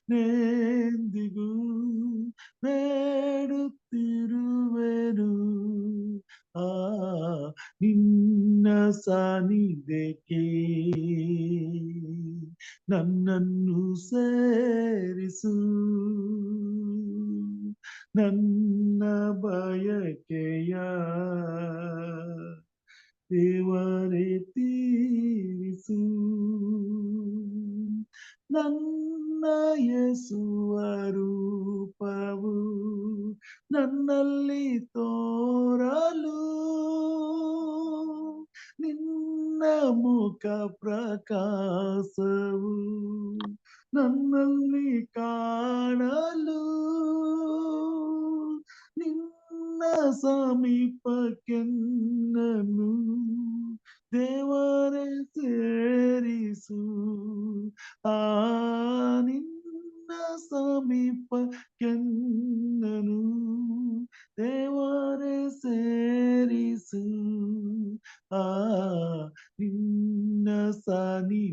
ಬಯಕೆ ನನ್ನನ್ನು ಸೇರಿಸು ನನ್ನ ಬಯಕೆಯ ದೇವರೇ ತೀರಿಸು ಅರಮ್ಯವಾದ ಸ್ಥಾನವೇ ನನ್ನ ಸೌಭಾಗ್ಯವು ನನ್ನ ಬಯಕೆಯು ನನ್ನ ಬಯಕೆಯು.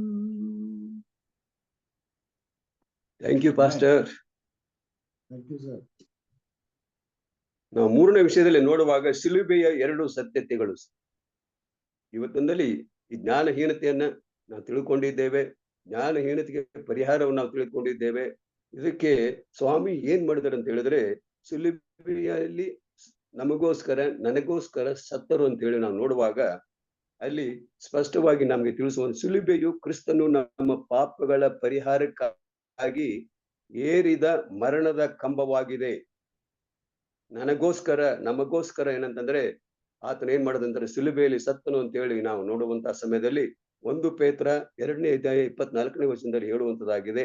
ನಾವು ಪಾಪದ ಪಾಲಿಗೆ ಸತ್ತು ನೀತಿವಂತರಾಗಿ ಜೀವಿಸುವಂತೆ ಆತನು ನಮ್ಮ ಪಾಪಗಳನ್ನು ತಾನೇ ತನ್ನ ದೇಹದಲ್ಲಿ ಹೊತ್ತುಕೊಂಡು ಮರಣದ ಕಂಬವನ್ನು ಏರಿದನು.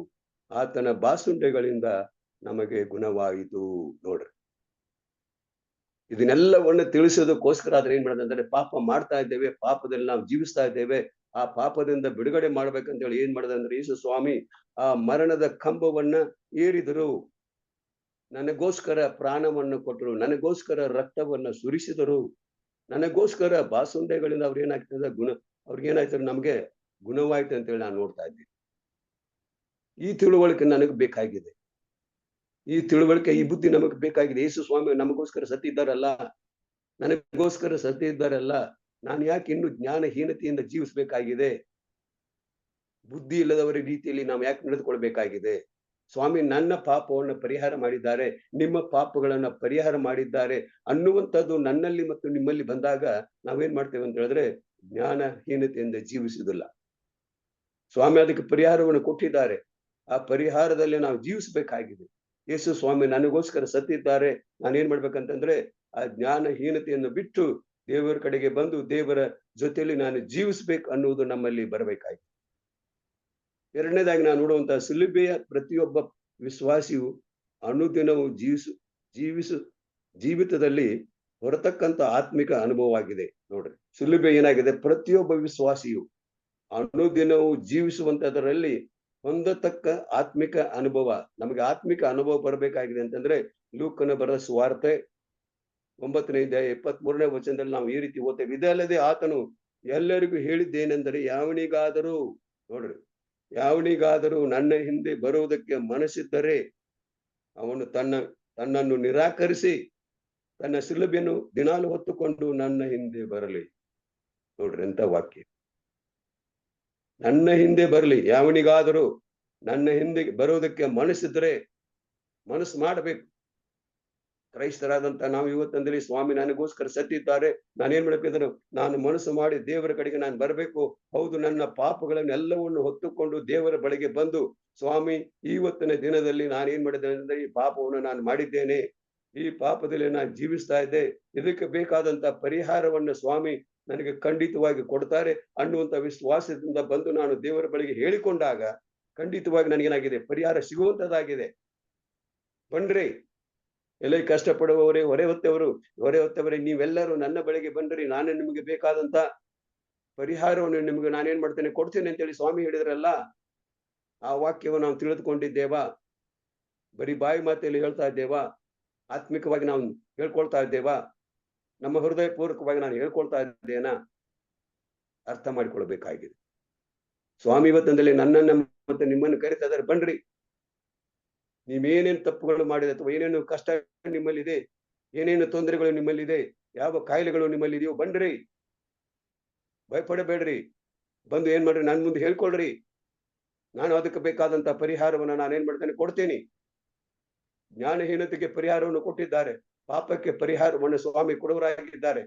ನನಗೋಸ್ಕರ ಸ್ವಾಮಿ ಸತ್ತಿದ್ದಾರೆ, ನಮಗೋಸ್ಕರ ಸ್ವಾಮಿ ಸತ್ತಿದ್ದಾರೆ ಅನ್ನುವುದನ್ನು ತಿಳಿದುಕೊಂಡಾಗ ಖಂಡಿತವಾಗಿ ನಾವೇನ್ ಮಾಡಿದ್ದೇವೆ, ಬರ್ತೇವೆ ದೇವ್ರ ಬಳಿಗೆ, ದೇವರಲ್ಲಿ ಹೇಳ್ಕೊಳ್ತೇವೆ. ಏನೇ ಕಷ್ಟ ಇದ್ರು, ಏನೇ ತೊಂದರೆ ಇದ್ರು, ಯಾವುದೇ ಕಾಯಿಲೆ ಇದ್ರು ಕೂಡ, ಏನಂದ್ರೆ ಕಾಯಿಲೆ ಇದ್ರು ಕೂಡ ನಾವು ದೇವರಲ್ಲಿ ಹೇಳ್ಕೊಳ್ಬೇಕಾಗಿದೆ. ಅದಕ್ಕಾಗಿ ಸ್ವಾಮಿ ಕರೆಯವರಾಗಿದ್ದಾರೆ. ಬನ್ರಿ, ಇವತ್ತಿಂದಲೇ ಎಷ್ಟು ಜನ ನಾವು ಬರೋರಾಗಿದ್ದೇವೆ, ಇವತ್ತಿಂದಲೇ ನಾವು ನೋಡೋರಾಗಿದ್ದೇವೆ, ಇಲ್ಲಿ ಎಷ್ಟು ಜನ ಸೇರಿದ್ದೇವೆ, ನಮ್ಮನ್ನು ನಾವು ತಿಳ್ಕೊಳ್ಳೋಣ. ನಮಗೆ ಸಮಯವಿಲ್ವೋ? 5 ಗಂಟೆಗೆ ಬಂದು ಕೂತ್ಕೊಳ್ಳಿಕ್ಕೆ ನಮಗೆ ಸಮಯ ಇಲ್ವೋ? ಇವತ್ತು ಭಾನುವಾರ ಏನಂತ ಸ್ವಲ್ಪ ಹೆಚ್ಚಾಗಿ ಮಲಗಿಕೊಳ್ಳೋಣ ಅನ್ನುವಂತ ಆಲೋಚನೆ ನಮಗೆ ಬಂದಾಗ ನಾವೇನಂತಂದ್ರೆ ಬರುವುದಿಲ್ಲ. ಬರಬೇಕು, ದೇವರ ವಾಕ್ಯ ಕೇಳಬೇಕು, ದೇವರ ಮಾರ್ಗದಲ್ಲಿ ನಾವು ಹೇಳ್ಬೇಕು, ನಡಿಬೇಕಾಗಿದೆ. ಆಮೇಲೆ ದೇವರ ವಿಧಿ ನಿಬಂಧನೆಗಳನ್ನು ಕೈಕೊಳ್ಳೋದ್ರಿಂದ ಸಿಗುವ ಆಶೀರ್ವಾದ ಏನು? ದೇವರ ಮಾರ್ಗದಲ್ಲಿ ನಡೆದಂತ ಪಕ್ಷದಲ್ಲಿ ನಮಗೆ ಸಿಗುವಂತಹ ಆಶೀರ್ವಾದಗಳು ಯಾವ? 4ನೇದಾಗಿ ನಾವು ನೋಡುವಾಗ ಯಾವ ಆಶೀರ್ವಾದ ನಮಗೆ ಸಿಗುವಂತದ್ದಾಗಿದೆ? ಮೊದಲನೇದಾಗಿ ಕೀರ್ತನೆ 25ನೇ ಅಧ್ಯಾಯ 12 ವಚನದಲ್ಲಿ, ಯಾವನು ಯೆಹೋವನಲ್ಲಿ ಭಯಭಕ್ತಿಯುಳ್ಳವನೋ ಅವನಿಗೆ ಉಚಿತವಾದಂತಹ ಮಾರ್ಗವನ್ನು ಆತನು ಬೋಧಿಸುವನು. ನೋಡ್ರಿ, ಯೆಹೋವನ ಭಯಭಕ್ತಿಯುಳ್ಳವನು ಅವನಿಗೆ ಉಚಿತವಾದ ಮಾರ್ಗವನ್ನು ಆತನು ಬೋಧಿಸುವನು. ಉಚಿತವಾಗಿ ದೇವರ ವಾಕ್ಯವನ್ನು ಉಚಿತವಾಗಿ ಹೇಳುವಂತದ್ದಾಗಿದೆ. ಹೇಳುವರಾಗಿದ್ದಾರೆ, ಕೇಳ್ರಿ, ಬನ್ರಿ ಅಂತ ಹೇಳುವಂತದ್ದು. ನೋಡಲ್ಲಿ ಅದು ನಮ್ಗೆ ಉತ್ತರ ಕೊಡುವಂತದ್ದಾಗಿದೆ. ಇಲ್ಲಿ ನಾವೆಷ್ಟೋ ಜನ ಬಂದಿಲ್ಲ ಇವತ್ತು. ಇಲ್ಲಿ ಹೇಳುವಂತದ್ದಾಗಿ, ಯಾವನು ಯೆಹೋವನಲ್ಲಿ ಭಯಭಕ್ತಿ ಉಳ್ಳವನು ಅವನಿಗೆ ಉಚಿತವಾದ ಮಾರ್ಗವನ್ನು ಆತನು ಬೋಧಿಸುವನು. ಬನ್ರಿ, ಉಚಿತವಾಗಿ. ಇದಕ್ಕೇನು ಬೆಲೆ ಕೊಡಬೇಕಾದಂತ ಅವಶ್ಯಕತೆ ಇಲ್ಲ, ಇದಕ್ಕೇನು ಕಾಸು ಕೊಡಬೇಕಾದಂತ ಅವಶ್ಯಕತೆ ಇಲ್ಲ. ಬನ್ರಿ, ಕುಳಿತುಕೊಳ್ರಿ, ದೇವರ ವಾಕ್ಯವನ್ನು ಕೇಳ್ರಿ, ದೇವರ ಮಾರ್ಗದಲ್ಲಿ ನಡೀರಿ. ಆಮೇಲೆ 2ನೇದಾಗಿ ನಾವು ನೋಡ್ತೇವೆ, ಕೀರ್ತನೆ 34:14ರಲ್ಲಿ, ಕೆಟ್ಟದ್ದನ್ನು ಬಿಟ್ಟು ಒಳ್ಳೆಯದನ್ನೇ ಮಾಡು, ಸಮಾಧಾನವನ್ನು ಹಾರೈಸಿ ಅದಕ್ಕಾಗಿ ಪ್ರಯತ್ನ ಪಡು. ಕೆಟ್ಟದ್ದನ್ನು ಬಿಟ್ಟು ಬಿಡು, ಒಳ್ಳೆಯದನ್ನು ಮಾಡುವುದಕ್ಕಾಗಿ ಸಮಾಧಾನವನ್ನು ಹಾರೈಸಿ ಅದಕ್ಕಾಗಿ ಪ್ರಯತ್ನ ಮಾಡು. ಒಳ್ಳೆಯದಕ್ಕೆ ಏನ್ ಮಾಡು? ಪ್ರಯತ್ನ ಪಡು. ಕೆಟ್ಟದ್ದನ್ನು ಬಿಟ್ಟು ಬಿಡು. ಇವತ್ತಂದಲ್ಲಿ ಕೆಟ್ಟದನ್ನು ಬಿಟ್ಟು ಬಿಡಬೇಕಾಗಿದೆ, ಒಳ್ಳೆಯದನ್ನು ನಾವು ಹಿಡಿದುಕೊಳ್ಬೇಕಾಗಿದೆ. ನಾವೇ ಜನ ಇವತ್ತಂದ್ರೆ ಕೆಟ್ಟದ್ದನ್ನು ಮಾಡೋರು, ನನ್ನನ್ನು ಸೇರಿಕೊಂಡು ನಾನು ಹೇಳ್ತಾ ಇದ್ದೆ. ನಾವು ಕೆಟ್ಟದ್ದನ್ನು ಮಾಡ್ತಾ ಇದ್ದೇವೆ. ಅದಕ್ಕಾಗಿ ಸ್ವಾಮಿಗಳು ಅದನ್ನೆಲ್ಲ ಬಿಟ್ಟುಬಿಟ್ಟು ಏನ್ ಮಾಡ್ರಿ, ಬನ್ರಿ, ಕೆಟ್ಟದ್ದನ್ನ ಬಿಟ್ಟು ನನ್ನ ಬಳಿಗೆ ಬನ್ರಿ. ನಿಮಗೆ ಸಮಾಧಾನ ಬೇಕಾ? ನಿಮಗೆ ಶಾಂತಿ ಬೇಕಾ? ನಿಮಗೆ ಪ್ರೀತಿ ಬೇಕಾ? ಬನ್ರಿ, ನಾನು ಅದಕ್ಕೆ ಬೇಕಾದಂತ ಎಲ್ಲ ಸಹಾಯವನ್ನು ನಿಮಗೆ ಮಾಡ್ತೇನೆ ಅಂತೇಳಿ ಸ್ವಾಮಿ ನನ್ನನ್ನ ಮತ್ತು ನಿಮ್ಮನ್ನ ಕರೆಯುವಾಗ ಅನೇಕ ಜನ ಬರುವರಾಗಿದ್ದೇವೆ. ಆಮೇಲೆ ಸ್ವಾಮಿ ಇನ್ನೂ ಹೇಳುವನಾಗಿದ್ದಾನೆ, ಕೀರ್ತನೆ 34:7ನೇ ವಚನದಲ್ಲಿ, ಯೆಹೋವನ ಭಯಭಕ್ತಿಯುಳ್ಳವರ ಸುತ್ತಲೂ ಆತನು ದೂತನು ದಂಡಿಳಿಸಿ ಕಾವಲಾಗಿದ್ದು ಕಾಪಾಡುತ್ತಾನೆ. ನೋಡ್ರಿ, ಯೆಹೋವನಲ್ಲಿ ಯಾರು ಭಯಭಕ್ತಿಯುಳ್ಳವರಾಗಿರ್ತಾರೋ ಅವರ ಸುತ್ತಲೂ ಏನಂತಂದ್ರೆ ದೂತನ ದಂಡಿಳಿಸಿ ಕಾವಲಾಗಿದ್ದು ಕಾಪಾಡುತ್ತಾನೆ. ರಾತ್ರಿ ಎಲ್ಲ ನಮ್ಮ ಜೊತೆಯಲ್ಲಿ ದೇವದೂತರುಗಳನ್ನು ಇರಿಸಿ ನಮಗೆ ಒಳ್ಳೆಯ ನಿದ್ರೆಯನ್ನು ಕೊಟ್ಟು ತಿರುಗಾ ಬೆಳಗಿನ ಜಾವವನ್ನು ನೋಡುವಂತಹ ಸಮಯದಲ್ಲಿ ನಮಗೆ ಆಶ್ಚರ್ಯ. ಇವತ್ತಂದ್ರೆ ಎಲ್ಲಿ ನಮ್ಮವರು ಪ್ರಾರ್ಥನೆ ಮಾಡಿದ್ರು, ಒಳ್ಳೆ ಪ್ರಾರ್ಥನೆ. ಇವತ್ತಂದಲ್ಲಿ ನಾವೇನಾಗಿದೆ, ನಮ್ಮ ದೇವರು ಕರುಣೆ ಉಳ್ಳಂತಹ ದೇವರು, ಪ್ರೀತಿ ಉಳ್ಳಂತಹ ದೇವರು. ಆ ದೇವರು ಇವತ್ತು ಹೇಳುವರಾಗಿದ್ದಾರೆ, ನಿಮ್ಮ ಸುತ್ತಲೂ ನಾನು ಏನ್ ಮಾಡ್ತೇನೆ, ದೇವದೂತರುಗಳನ್ನಿರಿಸಿ ನಿಮಗೆ ಯಾವ ಕೇಡುಗಳು ಆಗದಂತೆ ನಾನು ಏನ್ ಮಾಡ್ತೇನೆ, ನಿಮ್ಮನ್ನು ನಡೆಸ್ತೇನೆ ಅಂತೇಳಿ ಸ್ವಾಮಿ ನನ್ನನ್ನ ಮತ್ತು ನಿಮ್ಮನ್ನು ಕರೆಯುವಾಗ ನಾವು ಬರೋರಾಗಿದ್ದೇವಾ? ಆಮೇಲೆ ಕೀರ್ತನೆ 34:9ರಲ್ಲಿ ನಾವು ನೋಡ್ತೇವೆ, ಯೆಹೋವನ ಜನರೇ ಆತನಲ್ಲಿ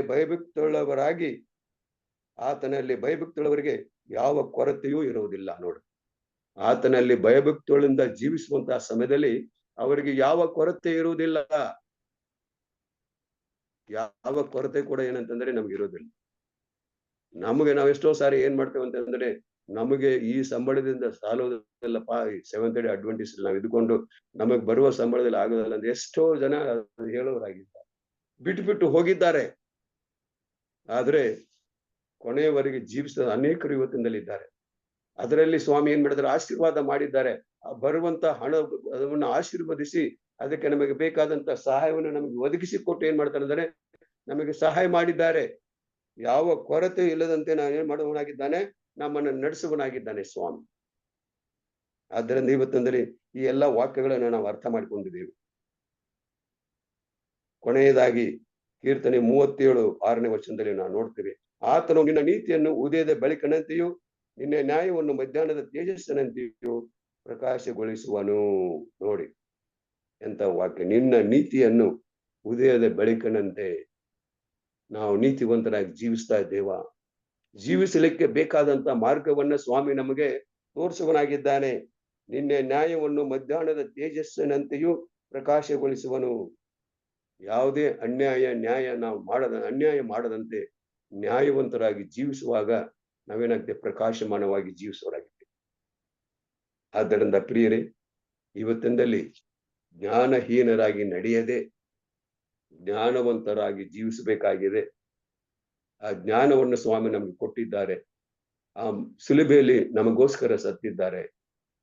ಸ್ವಾಮಿ ನಮ್ಮನ್ನ ಕಾಪಾಡ್ತಾ ಇದ್ದಾರೆ. ನಮಗೆ ಯಾವ ಹೆದರಿಕೆ ಇಲ್ಲದ ರೀತಿಯಲ್ಲಿ ನಮ್ಮನ್ನು ನಡೆಸ್ತಾ ಇದ್ದಾರೆ. ಅದಕ್ಕಾಗಿ ನಾವು ದೇವರಿಗೆ ಸ್ತೋತ್ರ ಹೇಳಬೇಕಾಗಿದೆ. ನನ್ನಲ್ಲಿ ಜ್ಞಾನ ಇಲ್ಲವೋ, ನಾನು ಜ್ಞಾನಹೀನನಾಗಿ ನಡೀತಾ ಇದ್ದೇನೋ, ದೇವರ ಬಳಿಗೆ ಬಂದ್ರಿ, ಅವತ್ತೇನ್ ಮಾಡ್ತಾನೆ? ಅದಕ್ಕೆ ಬೇಕಾದಂತ ಪರಿಹಾರವನ್ನು ಸ್ವಾಮಿ ಏನ್ ಮಾಡ್ತಾರೆ? ಕೊಡ್ತಾರೆ. ಜ್ಞಾನವಂತರಾಗಿ ಜೀವಿಸಲಿಕ್ಕೆ ಬೇಕಾದಂತ ಮಾರ್ಗವನ್ನು ಸ್ವಾಮಿ ನಮಗೆ ತೋರಿಸುವಾಗ ನಾವು ಯಾಕೆ ಆತನ ಬಳಿಗೆ ಬರ್ತಾ ಇಲ್ಲ? ಯಾಕೆ ಆತನ ವಾಕ್ಯಗಳನ್ನ ಇವತ್ತಿನಲ್ಲಿ ನಾನು ಮತ್ತು ನೀವು ಕೇಳ್ತಾ ಇಲ್ಲ ಅನ್ನುವುದನ್ನು ಅರ್ಥ ಮಾಡಿಕೊಂಡಾಗ ಖಂಡಿತವಾಗಿ ನಾವೇನ್ ಮಾಡ್ತೇವೆ? ದೇವರ ಬಳಿಗೆ ಬರ್ತೇವೆ. ದೇವರಲ್ಲಿ ನೆಲೆಯಾಗಿ ನಿಲ್ಕೊಳ್ತೇವೆ. ನನಗೆ ಯಾವುದೇ ಕಷ್ಟ ಬರಲಿ, ಯಾವುದೇ ತೊಂದರೆ ಬರಲಿ, ನಾನೇನ್ ಮಾಡೋದು? ಭಯಪಡೋದಿಲ್ಲ. ಯಾಕಂದ್ರೆ ದೇವರು ನನ್ನ ಜೊತೆಯಲ್ಲಿದ್ದಾರೆ. ದೇವರು ನನ್ನ ಜೊತೆಯಲ್ಲಿರುವಂತಹ ಸಮಯದಲ್ಲಿ ನಾನು ಭಯಪಡಬೇಕಾದಂತಹ ಅವಶ್ಯಕತೆ ಇಲ್ಲ. ಆದ್ದರಿಂದ ಪ್ರಿಯರೇ, ಇವತ್ತಿನಲ್ಲಿ ಈ ವಾಕ್ಯವನ್ನ ನಮ್ಮ ಜೀವನದಲ್ಲಿ ಅಳವಡಿಸಿಕೊಂಡು ಈ ವಾಕ್ಯಗಳ ಪ್ರಕಾರ ನಡೆಯುವಂತ ಒಂದು ಭಾಗ್ಯವನ್ನ ಸ್ವಾಮಿ ನನಗೂ ಮತ್ತು ನಿಮಗೆ ಕೊಡ್ಲಿ ಅಂತ ಹೇಳಿ ನನ್ನ ಪ್ರಾರ್ಥನೆ ಆಗಿದೆ. ದೇವರು ಈ ವಾಕ್ಯವನ್ನ ವಿಶೇಷವಾಗಿ ಆಶೀರ್ವದಿಸಲಿ. ಆಮೇನ್. ಆಮೆನ್. ಉತ್ತಮವಾದಂತ ಸಂದೇಶಕ್ಕಾಗಿ ಸಂಸಾರ ಅವರಿಗೆ ನಾನು ವಂದನೆಗಳನ್ನ ಸಲ್ಲಿಸ್ತೇನೆ. ಈ ಸಮಯದಲ್ಲಿ ಪ್ರಾರ್ಥನೆಗೆ ಹೋಗೋಣ. ಸಹೋದರಿ ರಾಜೇಶ್ವರಿ ಅವರು ನಮ್ಮ ಜೊತೆ. ಮಳೆ ಹೆಚ್ಚಾಗುತ್ತಿರುವುದರಿಂದ ಉತ್ತರ ಭಾರತ ದೇಶದಲ್ಲಿ, ನಮ್ಮ ದೇಶದ ಉತ್ತರ ಭಾರತದಲ್ಲಿ ಮತ್ತು ನಮ್ಮ ದಕ್ಷಿಣ ಪ್ರಾಂತ್ಯವಾಗಿರ್ತಕ್ಕಂಥ ನಮ್ಮ ರಾಜ್ಯದಲ್ಲಿ ಮಂಗಳೂರು, ಉಡುಪಿ ಈ ಕಡೆ ಹೆಚ್ಚಿನ ಮಳೆಯಿಂದಾಗಿ ಅನೇಕ ಅಪಾಯಗಳು, ತೊಂದರೆಗಳು ಆಗ್ತವೆ. ದೇವರು ಅಲ್ಲಿ ಸಮಸ್ಯೆಗಳನ್ನ ದೇವರು ಹತೋಟಿಗೆ ತೆಗೆದುಕೊಳ್ಳಲಿ ಮತ್ತು ಅನಾಹುತಕ್ಕೊಳಗಾಗಿರುವಂತಹ ಮಕ್ಕಳಿಗೆ ಸುರಕ್ಷತೆಯು ಒದಗಿಸಲ್ಪಡಲಿ. ದೇವರು ಅವರ ಸಹಾಯಕ್ಕೆ ತನ್ನ ದೂತನ್ನ ಕಳಿಸಲಿ, ಜನರನ್ನ ಕಳಿಸ್ಕೊಡ್ಲಿ, ಈ ಸಮಯದಲ್ಲಿ ಅವರನ್ನ ಕಾಪಾಡಲಿ ಎಂಬುದಾಗಿ ಪ್ರಾರ್ಥಿಸಬೇಕೆಂಬುದಾಗಿ ಕೇಳ್ಕೊಳ್ತೇನೆ. ಅನಾಥಾಶ್ರಮಗಳಿಗೋಸ್ಕರ ಪ್ರಾರ್ಥಿಸಬೇಕೆಂಬುದಾಗಿ ಕೇಳ್ಕೊಳ್ತೇನೆ ಮತ್ತು ನಮ್ಮ ಶಾಲೆಗಳಿಗಾಗಿ, ನಮ್ಮ ಸಭೆಗಳಿಗಾಗಿ ಪ್ರಾರ್ಥಿಸಬೇಕೆಂಬುದಾಗಿ ಕೇಳ್ಕೊಳ್ತೇನೆ. ಹಾಗೂ ನಮ್ಮ ಈ 2 ಕಾರ್ಯಕ್ರಮಗಳು ಎಚ್ಚರವಾಗಿದ್ದು ಪ್ರಾರ್ಥಿಸಿ ಹಾಗೂ ಸಬ್ಬಸಾಲ ಕಾರ್ಯಕ್ರಮಗಳನ್ನ ಉತ್ತಮವಾದ ರೀತಿಯಲ್ಲಿ ನಡೆಸುವಾಗಿ ಎಲ್ಲ ವ್ಯವಸ್ಥೆಗಳು, ಅನುಕೂಲಗಳು, ಕಾಲದಲ್ಲಿ ಬೋಧಕರುಗಳು ಉತ್ತಮವಾದ ಸಂದೇಶಗಳನ್ನ ಕೊಡುವಂತ ಆತ್ಮದ ನಡೆಸುವಿಕೆಗಳು ಬೇಕಾಗಿದೆ. ಸೊ ದೇವರು ಈ ವಿಷಯದಲ್ಲಿ ನಮ್ಮನ್ನ ಆಶೀರ್ವಾದ ಮಾಡಲಿ. ಹೆಚ್ಚಿನ ರೀತಿಯಲ್ಲಿ ಈ ಸೇವೆ ಫಲ ಹೊಂದುವಂತೆ, ಅಭಿವೃದ್ಧಿ ಹೊಂದುವಂತೆ, ಜನರಿಗೆ ತಲುಪುವಂತೆ ದೇವರ ಆತ್ಮನ ಕಾರ್ಯ ಮಾಡಲಿ. ಈ ವಿಷಯಗಳಿಗಾಗಿ ನೀವು ಪ್ರಾರ್ಥಿಸಬೇಕೆಂಬುದಾಗಿ ಕೇಳ್ಕೊಳ್ತೇನೆ. Good morning everyone. Good morning pastor. ಬೋಧಕರೇ, ಯಶವಂತ್ ಸರ್ ಒಳ್ಳೆ ಸಂದೇಶ ಕೊಟ್ಟಿದ್ದೀರಾ, ನಿಮ್ಗೆ ವಂದನೆ. Thank you. ಪ್ರಾರ್ಥನೆ ಮಾಡೋಣ.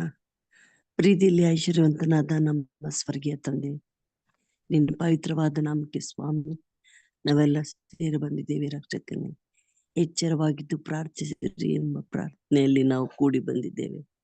ಬೆರಳಿಕೆಯಲ್ಲಿದ್ದೇವೆ ಸ್ವಾಮಿ. ನೀನು ನಮ್ಮನ್ನು ಎಚ್ಚರಿಸಿದಿ ಸ್ವಾಮಿ. ನಿನ್ನ ಪವಿತ್ರವಾದ ವಾಕ್ಯದೊಂದು ಬೆಳಿಲಿಕ್ಕೆ ನೀ ನಮ್ಮನ್ನು ಸ್ವಾಮಿ ಈ ಒಂದು ಸದಾವಕಾಶ ಮಾಡಿಕೊಟ್ಟಿದ್ಯಪ್ಪ. ನಿನ್ ಕೋಟಿ ಕೋಟಿ ಸ್ತೋತ್ರ. ಈ ದಿನ ನೋಡ್ಬೇಕಂತೇಳಿ ಅನೇಕರು ಅಪೇಕ್ಷೆ ಪಟ್ಟಿದಾಗ್ಲೂ ಸ್ವಾಮಿ ಇಂಥ ಅವಕಾಶ ಇಲ್ಲದೆ ಸ್ವಾಮಿ ಇರುವಾಗ ಅಂಥವ್ರಿಗಾಗಿ ನಾವು ಪ್ರಾರ್ಥಿಸುವರಾಗಿದ್ದೇವೆ. ಸ್ವಾಮಿ, ನೀನು ಮಾಡಿದ ಎಲ್ಲ ಮೇಲಿಗಾಗಿ, ನೀನು ಮಾಡಿದ ಎಲ್ಲ ಸಹಾಯಕ್ಕಾಗಿ ನೀನು ಕೊಂಡಾಡುತ್ತೇವೆ, ಸ್ತುತಿಸ್ತೋತ್ರ ಹೇಳುತ್ತೇವೆ ಸ್ವಾಮಿ. ನಿನ್ನ ಸೇವಕರ ಮುಖಾಂತರ ಇಂತಹ ಒಳ್ಳೆ ವಾಕ್ಯ ಸ್ವಾಮಿ ನಮಗೆ ತಲುಪುವ ಹಾಗೆ ಕಾರ್ಯ ಮಾಡ್ತಿದ್ದೀನಿ. ಸ್ತೋತ್ರ ಸ್ವಾಮಿ. ತಂದೆಯಾದ ದೇವರೇ ಸ್ವಾಮಿ, ಅವರನ್ನು ಅವರ ಸೇವೆಯನ್ನು ಆಶ್ವತ್ಸ ಸ್ವಾಮಿ. ಅವ್ರನ್ನ ಹೆಚ್ಚಿನ ರೀತಿಯಲ್ಲಿ ನಿನ್ನ ಸುವಾರ್ತೆ ವಾಕ್ಯಗಳನ್ನ ಹೇಳುವಾಗೆ ನೀನು ಸಹಾಯ ಮಾಡು ಸ್ವಾಮಿ. ಎಲ್ಲಕ್ಕಿಂತ ಹೆಚ್ಚಾಗಿ ಸ್ವಾಮಿ, ಎಚ್ಚರವಾಗಿದ್ದು ಪ್ರಾರ್ಥಿಸಿರಿ ಎಂಬುದಾಗಿ ಈ ಪ್ರಾರ್ಥನೆ ನಡೆಸ್ಲಿಕ್ಕೆ ಕೊಟ್ಟಂತ ಪಾಸ್ಟರ್ ಎಂ ರಾಜು ಸರನ್ನ ಆಶೀರ್ವಾದ ಮಾಡಪ್ಪ ತಂದೆ. ಅವರಿಗೆ ಎಚ್ಚರಿಕೆಯ ಒಂದು ಗಂಟೆ ಆ ಒಂದು ಸಮಯ ನೀನು ನೀಡಿದಿ, ಯಾವ ರೀತಿ ಆ ಒಂದು ವಿಷನ್ ಅವ್ರಿಗೆ ಕೊಟ್ಟಿದಿ. ನಿನಗೆ ಸ್ತೋತ್ರ ಸ್ವಾಮಿ. ಈ ಒಂದು ಮಾಧ್ಯಮದ ಮುಖಾಂತರ ಸ್ವಾಮಿ ಅನೇಕರು ನಿನ್ನ ವಾಕ್ಯ ಕಲೀಲಿಕ್ಕೆ ಈ ಒಂದು ಸದವಕಾಶ ಮಾಡಿಕೊಟ್ಟಿದ್ದಿ. ನಿನಗೆ ಸ್ತೋತ್ರ ಸ್ವಾಮಿ. ತಂದೆಯಾದ ದೇವರೇ, ಈ ಒಂದು ಸಾಯಂಕಾಲ ವೇಳೆಯಲ್ಲಿ ಸಬ್ಬತ್ತು ಶಾಲೆ ಪಾಠ ತೆಗೆದುಕೊಳ್ಳುವಂತ ಒಂದು ಸದವಕಾಶ ನೀನು ನೀಡಿದ್ದಿ. ನಿನಗೆ ಸ್ತೋತ್ರ. ನಿಂತು ಹೋದಂಥದ್ದು ಬೆಳಿಲಿಕ್ಕೆ ದಾರಿ ಮಾಡಿದಿ ಸ್ವಾಮಿ. ನಿನಗೆ ಸ್ತೋತ್ರ. ತಂದೆಯಾದ ದೇವರೇ, ಸೈತಾನನು ತನ್ನ ಬಲೆ ಬೀಸಿ ಕಾರ್ಯ ಸ್ವಾಮಿ ಸಾಧಿಸಿದರು ದೇವರೇ, ನಿನಗೆ ಜಯ ಉಂಟೆಂಬುದನ್ನು ಸತ್ಯವೇದದ ಕಳೆದ ತ್ರೈಮಾಸಿಕದಲ್ಲಿ ಸ್ವಾಮಿ ಆ ಮಹಾ ಹೋರಾಟದಲ್ಲಿ ನಾವು ಕಲ್ತಿದ್ದೇವೆ ಸ್ವಾಮಿ. ತಂದೆ, ಅದಕ್ಕೆ ರಕ್ಷಕನೇ ನೀನೇ ಇದನ್ನು ಸಾಕ್ಷಿಯಾಗಿ ದಾರಿ ಮಾಡಿದಿ. ನಿನಗೆ ಕೋಟಿ ಸ್ತೋತ್ರ ಹೇಳ್ತೇನೆ ರಕ್ಷಕನೇ ಸ್ವಾಮಿ. ದೇವ, ಈ ಒಂದು ಕೂಟನ್ನ ಮಾಧ್ಯಮವನ್ನು ನಡೆಸಲಿಕ್ಕೆ ಸಹಾಯ ನೀಡಿದ ಸಹಾಯಕರನ್ನು ನೀನು ಆಶೀರ್ವಾದ ಮಾಡು ದೇವರೇ. ತಂದೆಯಾದ ದೇವರ ಹೃದಯಗಳಲ್ಲಿ ನೀನು ಕಾರ್ಯ ಮಾಡಿದಿ, ಬೇಕಾದಂತ ಎಲ್ಲ ದಾರಿ ಮಾಡಿಕೊಟ್ಟಿದ್ದಿ. ನಿನಗೆ ಸ್ತೋತ್ರ. ಇದಕ್ಕೆ ಕೈ ಹಚ್ಚಿದ ಎಲ್ಲ ನಿನ್ನ ಮಕ್ಕಳನ್ನ ಆಶೀರ್ವಾದ ಮಾಡು ಸ್ವಾಮಿ. ದೇವ, ಪ್ರತ್ಯಕ್ಷವಾಗಿ ಪರೋಕ್ಷವಾಗಿ ಸಹಾಯ ಮಾಡಿದಂಥವ್ರನ್ನು ಅವರ ಕುಟುಂಬಗಳನ್ನು ನಿನ್ನ ಹೇರಳವಾಗಿ ಆಶೀರ್ವಾದ ಮಾಡು ಸ್ವಾಮಿ. ತಂದೆಯಾದ ದೇವರೇ ಸ್ವಾಮಿ, ಯಶವಂತ್ ಸರ್ ಅವ್ರ ಕುಟುಂಬವನ್ನು ಕರುಣಿಸು, ಕಟಾಕ್ಷಿಸು, ಆಶೀರ್ವಾದ ಮಾಡು ಸ್ವಾಮಿ. ಈಗ ರಕ್ಷಕನೇ, ನಾವೆಲ್ಲ ವಿಷಯಗಳಿಗಾಗಿ ಪ್ರಾರ್ಥಿಸಲು ಬಂದಿರುವಾಗ ನಮ್ಮ ಪಾಪಗಳನ್ನು ಮನ್ನಿಸು, ನಮ್ಮ ಪ್ರಾರ್ಥನೆಗಳನ್ನು ಕೇಳು ದೇವ್ರೆ. ತಂದೆಯಾದ ದೇವರೇ ಸ್ವಾಮಿ, ಯಾವತ್ತಿಗೂ ಸ್ವಾಮಿ ಯಾವ ರೀತಿ ದಾವೀದನು ಪ್ರಾರ್ಥನೆ ಮಾಡಿದನು, ಪ್ರೀತಿ ಸ್ವರೂಪನಾದ ದೇವರೇ, ನನ್ನ ದ್ರೋಹನ ಅಳಿಸು ಸ್ವಾಮಿ, ನನ್ನ ಪಾಪವನ್ನು ಕ್ಷಮಿಸು ದೇವ. ಹಿಸೋಪ್ ಗಿಡದ ಬರ್ಲಿನಿಂದ ನೀರನ್ನು ಚಿಮುಕಿಸು ಎಂಬಂತೆ ನಿನ್ನ ಪವಿತ್ರ ರಕ್ತದಿಂದ ನಮ್ಮನ್ನು ಶುದ್ಧೀಕರಿಸು. ಶುದ್ಧರಾಗ್ಲಿಕ್ಕೆ ಸ್ವಾಮಿ, ಆಗ ನಾವು ಶುದ್ಧರಾಗುವೆವು ಎಂಬುದಾಗಿ ಹೇಳುವ ರೀತಿಯಲ್ಲಿ ನಾವು ಕೂಡ ಅಂತ ಪ್ರಾರ್ಥನೆ ನಿನ್ನ ಮುಂದೆ ತಗ್ಗಿಸಿಕೊಂಡು ದೀನತೆಯಿಂದ ಮಾಡುವರಾಗಿದ್ದೇವೆ ಪ್ರಭುವೆ. ತಂದೆಯಾದ ದೇವರೇ ಸ್ವಾಮಿ, ನಿನ್ನ ಕೃಪೆ ನಿನ್ನ ಆಶೀರ್ವಾದವಿಲ್ಲದಿದ್ರೆ ನಮ್ ಗತಿ ಅದು ಗತಿ ತಂದೆಯೇ. ಈ ಒಂದು ಪ್ರಕೃತಿ ವಿಕೋಪದಲ್ಲಿ ಅನೇಕರು ಸ್ವಾಮಿ ನೀನು ಅವತ್ತು ವಾಗ್ದಾನ ಮಾಡಿದಿ ಸ್ವಾಮಿ. ನೀನು ಆ ಒಂದು ಮುಗಿಲ್ ಬಿಲ್ಲನ್ನು ಕೊಟ್ಟಿದ್ದಿ, ಇನ್ನೆಂದೆಂದಿಗೂ ಬಳೆ ಸುರಿಸಲಾರೆ ಈ ರೀತಿ ಎಂಬುದಾಗಿ. ಆದರೆ ಸ್ವಾಮಿ, ಎಲ್ಲೆಲ್ಲಿ ಪಾಪದ ಒಂದು ಇದು ಕಾಣ್ತಾ ಇದೀವ ಸ್ವಾಮಿ, ಅಂತ ಸ್ಥಳದಲ್ಲಿ ಯಾವ ರೀತಿ ಇಲ್ಲ ಮನುಷ್ಯನು ಸ್ವಾಮಿ ನಾಶವಾಗ್ಬೇಕು, ಅದು ನಿನ್ನಲ್ಲಿ ಉಂಟು ಸ್ವಾಮಿ. ಆದ್ರೆ ರಕ್ಷಕನೇ, ನೀನು ಮನ ಮರುಗುವ ದೇವರಿದ್ದಿ ಕರ್ತನೆ, ಕಣ್ಣೀರು ಒರೆಸೋ ದೇವರಿದ್ದಿ ಕರ್ತನೆ. ಮಾಡ್ಬೇಕೆಂದ ಕೇಡಿಗೆ ನೀನು ಮನ ಮರುಗುವನಾಗಿದ್ದೀಯಪ್ಪ ತಂದೆ. ಈ ಒಂದು ನೀರಿನಿಂದ, ಈ ಮಳೆ ಹಾನಿಯಿಂದ ಅನೇಕರು ಸ್ವಾಮಿ ನಾಶವಾಗುವುದನ್ನು ನೋಡ್ತಿದ್ದೇವೆ. ಅನೇಕರಿಗೆ ತೊಂದರೆಗಳಾಗ್ತಿದೆ ಸ್ವಾಮಿ ಕರ್ತನೆ. ಅನೇಕರು ಮನೆಗಳನ್ನು ಕಳ್ಕೊಂಡಿದ್ದಾರೆ ಸ್ವಾಮಿ.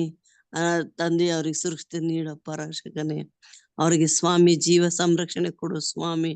ಪ್ರಭುವೇ, ನೀನು ಯಾರ ಪಾಪದಿಂದ ಸ್ವಾಮಿ ಆ ಒಂದು ಸದಮ್ ಗೋಮರ 5 ಜನ ಉಳಿದ್ರು ಆ ಊರನ್ನು ಉಳಿಸ್ತೆ ಅಂತ ಹೇಳಿದ್ದೇವ್ರೆ.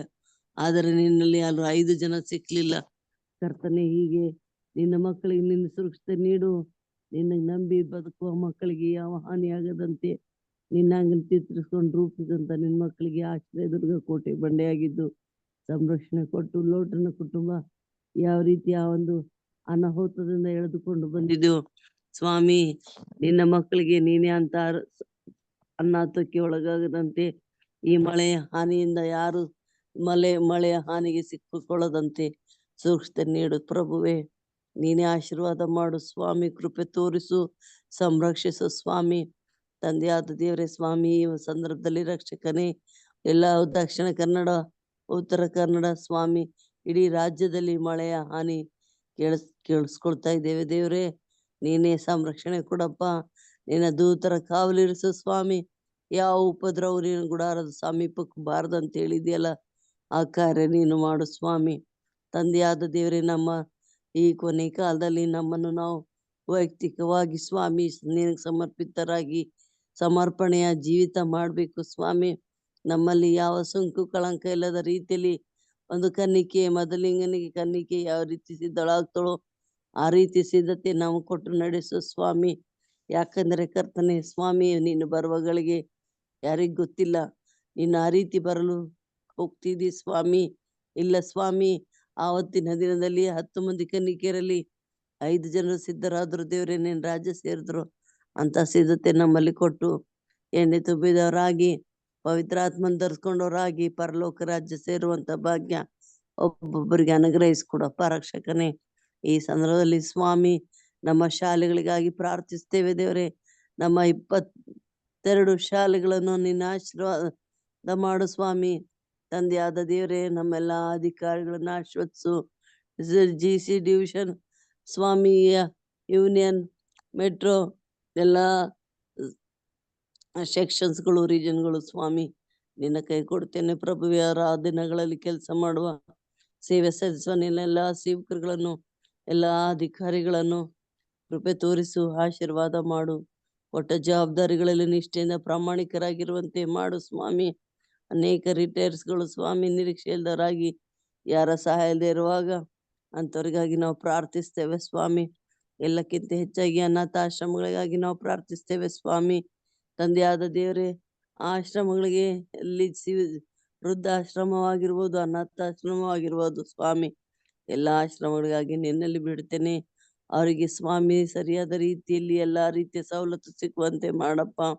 ಅವ್ರಿಗೆ ಟೇಕ್ ಕೇರ್ ಮಾಡ್ತಕ್ಕಂಥವ್ರನ್ನು ಅವರ ಹೃದಯದಲ್ಲಿ ನೀನು ಮಾತನಾಡು. ಅವ್ರಿಗೆ ಒಳ್ಳೆ ರೀತಿಯಿಂದ ನೋಡ್ಕೊಳ್ಳುವಂತೆ ನೀನು ಸಹಾಯ ಮಾಡು ಸ್ವಾಮಿ. ತಂದೆಯಾದ ದೇವರೇ, ನಿನ್ನ ವಾಕ್ಯವನ್ನು ಅವ್ರ ಕೊನೆ ಉಸಿರಿರುವವರೆಗೂ ನಿನ್ನ ವಾಕ್ಯದಲ್ಲಿ ಬೆಳೆಯುವಂತೆ ಬೆಳೆಸುವಂತೆ ಅವರನ್ನು ನಡೆಸು ಸ್ವಾಮಿ. ತಂದೆಯಾದ ದೇವರೇ ಸ್ವಾಮಿ, ಈ ರಾತ್ರಿ ಬೆಳೆಯಲ್ಲಿ ಕರ್ತನೆ, ಈ ರಾತ್ರಿ ನಾವು ಅನೇಕ ಕನಸುಗಳನ್ನು ಕಂಡ್ರು. ಈ ಬೆಳಗಿನಲ್ಲಿ ವಾಕ್ಯದ ಮುಖಾಂತರ ನಮಗೆ ಬಲಪಡಿಸಿದಿ. ನಿನಗೆ ಸ್ತೋತ್ರ ಹೇಳ್ತೇನೆ ಪ್ರಭುವೆ. ತಂದೆಯಾದ ದೇವರೇ, ನೀನು ಕರೆದಾತನು ನಂಬಿಗಸ್ತನು ಇರುವಾತನಾಗಿದ್ದಿ, ಪೂರೈಸುವವನಾಗಿದ್ದಿ. ನೀನು ಸ್ತೋತ್ರ ಹೇಳ್ತೇವೆ ಪ್ರಭುವೆ. ಇವತ್ತಿನ ದಿನದಲ್ಲಿ ಸ್ವಾಮಿ, ಅನೇಕ ಸಭೆಗಳಲ್ಲಿ ಬೋಧಕರುಗಳಿಗೆ ತೊಂದರೆಗಳು ಸ್ವಾಮಿ, ಸಂಬಳ ಇಲ್ಲದೆ ಕಷ್ಟಪಡ್ತಿರುವಾಗ ಅಂಥವ್ರಿಗಾಗಿ ನಾವು ಪ್ರಾರ್ಥಿಸ್ತೇವೆ. ನಮ್ಮೆಲ್ಲ ಬೋಧಕರುಗಳನ್ನು ಕರುಣಿಸು ದೇವರೇ. ಎಲ್ಲಕ್ಕಿಂತ ಹೆಚ್ಚಾಗಿ ಸ್ವಾಮಿ, ಅವರ ಸೇವೆ ಹೆಚ್ಚಾದದಾಗಿದೆ ಪ್ರಭುವೆ. ನಿನ್ನ ಸುವಾರ್ಥ ಸೇವೆ ಭಾರ ಹೊತ್ತುಕೊಂಡು ಸೇವೆ ಮಾಡುವ ನಿನ್ನ ಸೇವಕರುಗಳನ್ನು ದೇವರೇ ನಿನ್ನ ಕೃಪೆ ತೋರಿಸಿ ಆಶೀರ್ವಾದ ಮಾಡು. ಅವರ ಕುಟುಂಬಗಳನ್ನು ಕರುಣಿಸು. ಅವ್ರ ಕುಟುಂಬಗಳಿಗೆ ಬೇಕಾದ ಎಲ್ಲ ಸಹಾಯ ಕೊಡು. ಅವರ ಕೊರತೆಗಳನ್ನು ನೀಗಿಸು ಸ್ವಾಮಿ. ನಿನ್ನ ಪ್ರಭಾವದ ಐಶ್ವರ್ಯಕ್ಕೆ ತಕ್ಕಂತೆ ಅವರೆಲ್ಲರಿಗೆ ನೀನೇ ಆಶೀರ್ವಾದ ಮಾಡು ಸ್ವಾಮಿ. ತಂದೆಯಾದ ದೇವರೇ ಸ್ವಾಮಿ, ಈಗ ನಿನ್ನಲ್ಲಿ ನಂಬಿಕೆ ಇಟ್ಕೊಂಡು ಸಂಸ್ಥೆಗೆ ಬಂದಿರುವ ಅನೇಕರನ್ನು ಕರುಣಿಸಪ್ಪ ದೇವ. ಯಾವ ನಿರಾಶೆಯಲ್ಲಿರದ ಆಶ್ರಯದರು ಸ್ವಾಮಿ ನೀನು ಹುಟ್ಟಿಸು ಪ್ರಭುವೆ. ಸಹಾಯ ಕೊಡು ಸ್ವಾಮಿ. ಅಧಿಕಾರಿಗಳಿಂದ ಸ್ವಾಮಿ ಮೋಸ ಹೋಗದಂತೆ, ವಂಚಿತರಾಗದಂತೆ ದೇವರೇ, ನೀನು ಕರೆದ ಸಂಸ್ಥೆಯಲ್ಲಿ ಅನೇಕ ರೀತಿಯ ಆಶೀರ್ವಾದ ಉಂಟು ಸ್ವಾಮಿ.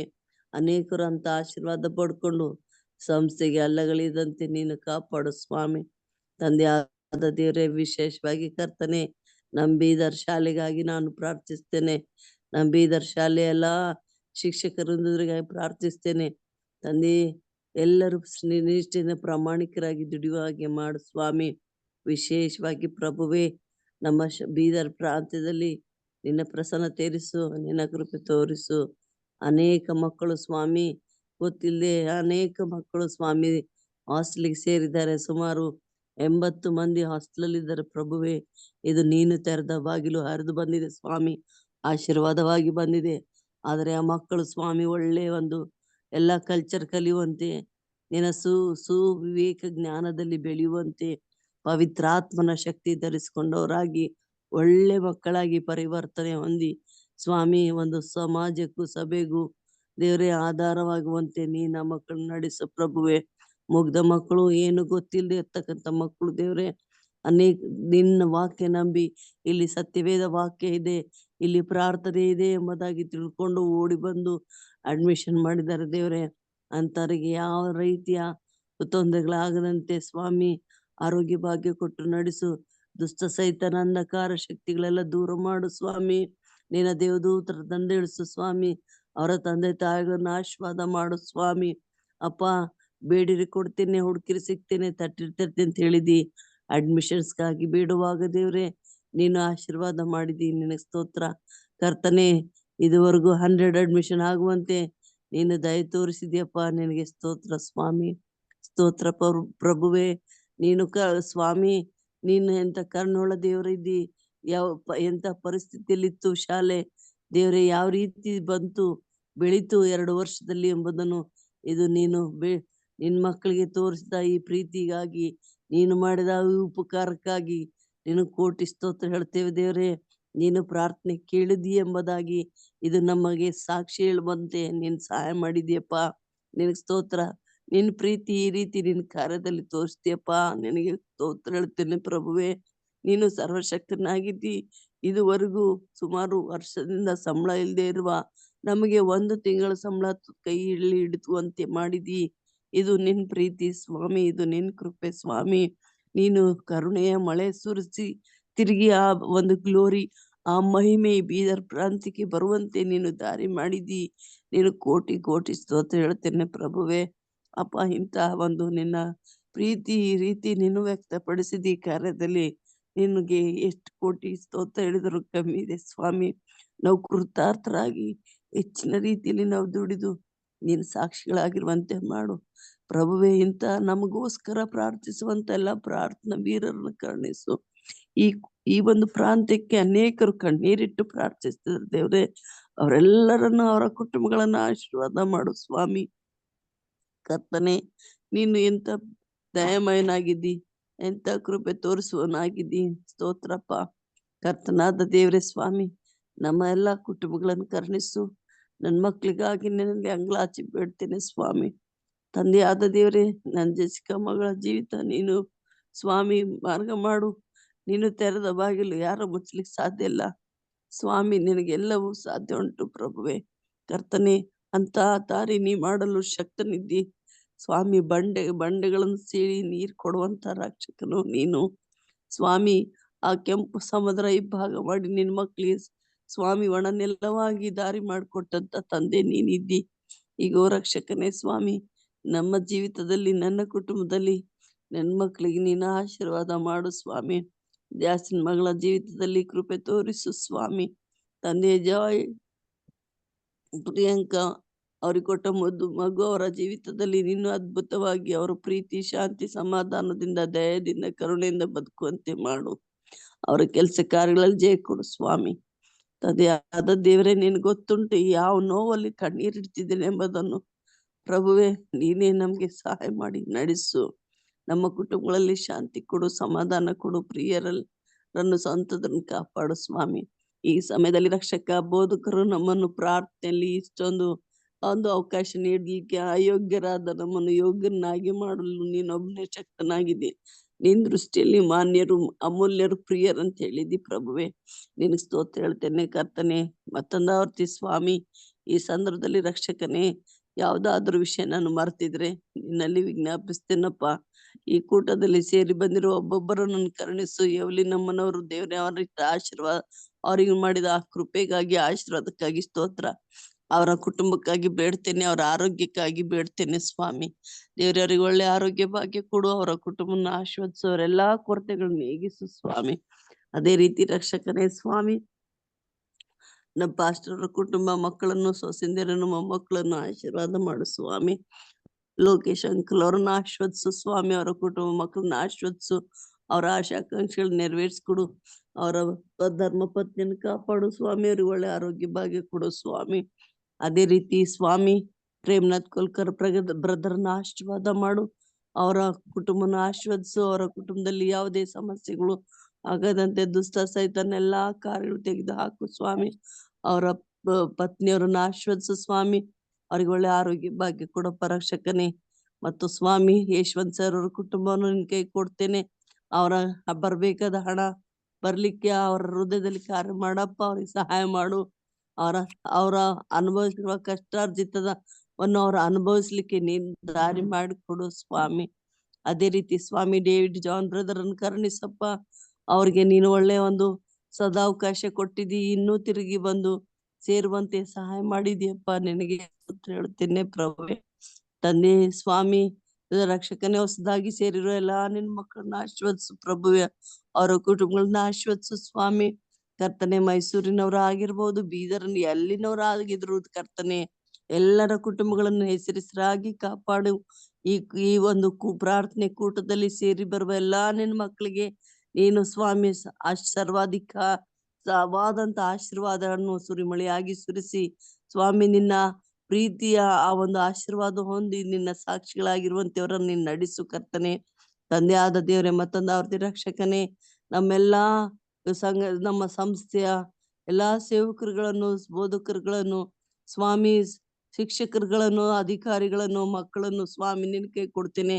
ಎಲ್ಲರೂ ಸ್ವಾಮಿ ನಿನ್ ಪ್ರೀತಿ, ನಿನ್ನ ಒಂದು ಸಹಾಯವನ್ನು ಅನುಭವಿಸಿ ರುಚಿಸಿ ನೋಡಿದವರೆಲ್ಲರೂ ನಿನ್ನ ರೆಕ್ಕೆ ಕೆಳಗೆ ರಕ್ಷಿಸಲ್ಪಟ್ಟವರಾಗಿದ್ದು ನಿನಗೆ ಸ್ತುತಿ ಸ್ತೋತ್ರ ಹೇಳ್ತಾ, ನಿನಗೆ ಸ್ವಾಮಿ ಸುವಾರ್ಥ ಸೇವೆಯಲ್ಲಿ ಕೈ ಚಾಚಿ ಮುಂದೆ ಬರುವಂತೆ ಸ್ವಾಮಿ ನೀನ್ ನಡೆಸು.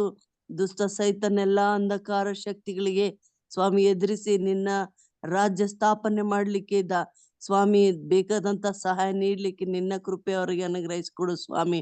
ಮತ್ತೊಂದು ಅವ್ರ ರಕ್ಷಕನೇ, ಈ ಬೆಳಗಿನ ಜಾವದಲ್ಲಿ ನಮ್ಮ ಕೆಲಸ ಕಾರ್ಯ ಪ್ರಾರಂಭಿಸುವಾಗ ನಿನ್ನ ಕೃಪೆ ನಮ್ಗೆ ಅನುಗ್ರಹಿಸಿಕೊಟ್ಟು ಎಲ್ಲಾ ರೀತಿಯ ಸಹಾಯ ನೀಡಿ ನಾವು ಈ ವಾಕ್ಯದೊಂದಿಗೆ ನಾವು ಮೆಲುಕು ಹಾಕುತ್ತಾ ದಿನ ಕಳಿಲಿಕ್ಕೆ ನಿನ್ನೆ ಸದಾವಕಾಶ ಮಾಡಿ ಕೊಡ್ಬೇಕಂತೇಳಿ ನನ್ ಪ್ರಭು ನಿನ್ನ ಪವಿತ್ರವಾದ ನಾಮದಲ್ಲಿ ದೀನಳಾಗಿ ಅಡ್ಡ ಬಿದ್ದು ಬೇಡ್ತೇನೆ ಸ್ವಾಮಿ. ಆಮೇನ್. ಉತ್ತಮವಾದಂತಹ ಪ್ರಾರ್ಥನೆಗಾಗಿ ಸಹೋದರಿ ರಾಜೇಶ್ವರಿ ಅವರಿಗೆ ನಾನು ವಂದನೆಗಳನ್ನ ಸಲ್ಲಿಸ್ತೇನೆ. ಕರ್ತನು ನಿಮ್ಮನ್ನ ಕುಟುಂಬ ಮಕ್ಕಳನ್ನ ಆಶೀರ್ವಾದ ಮಾಡ್ಲಿ, ಮನೆ ಹೆಚ್ಚಿನ ರೀತಿಯಲ್ಲಿ ಸೇವೆಯಲ್ಲಿ ಬಲಪಡಿಸಿ ಉಪಯೋಗಿಸಿಕೊಳ್ಳಲಿ ಎಂಬುದಾಗಿ ಪ್ರಾರ್ಥಿಸ್ತೇನೆ. ವಿಶೇಷವಾದ ಪ್ರಾರ್ಥನೆ ವಿಜ್ಞಾಪನೆಗಳೇನಾದ್ರೂ ತಿಳಿಸಬೇಕೆಂಬುದಾಗಿ ಕೇಳ್ಕೊಳ್ತೇನೆ. ಮುಕ್ತಾಯದ ಪ್ರಾರ್ಥನೆಗೆ ನಾವು ಹೋಗೋಣ.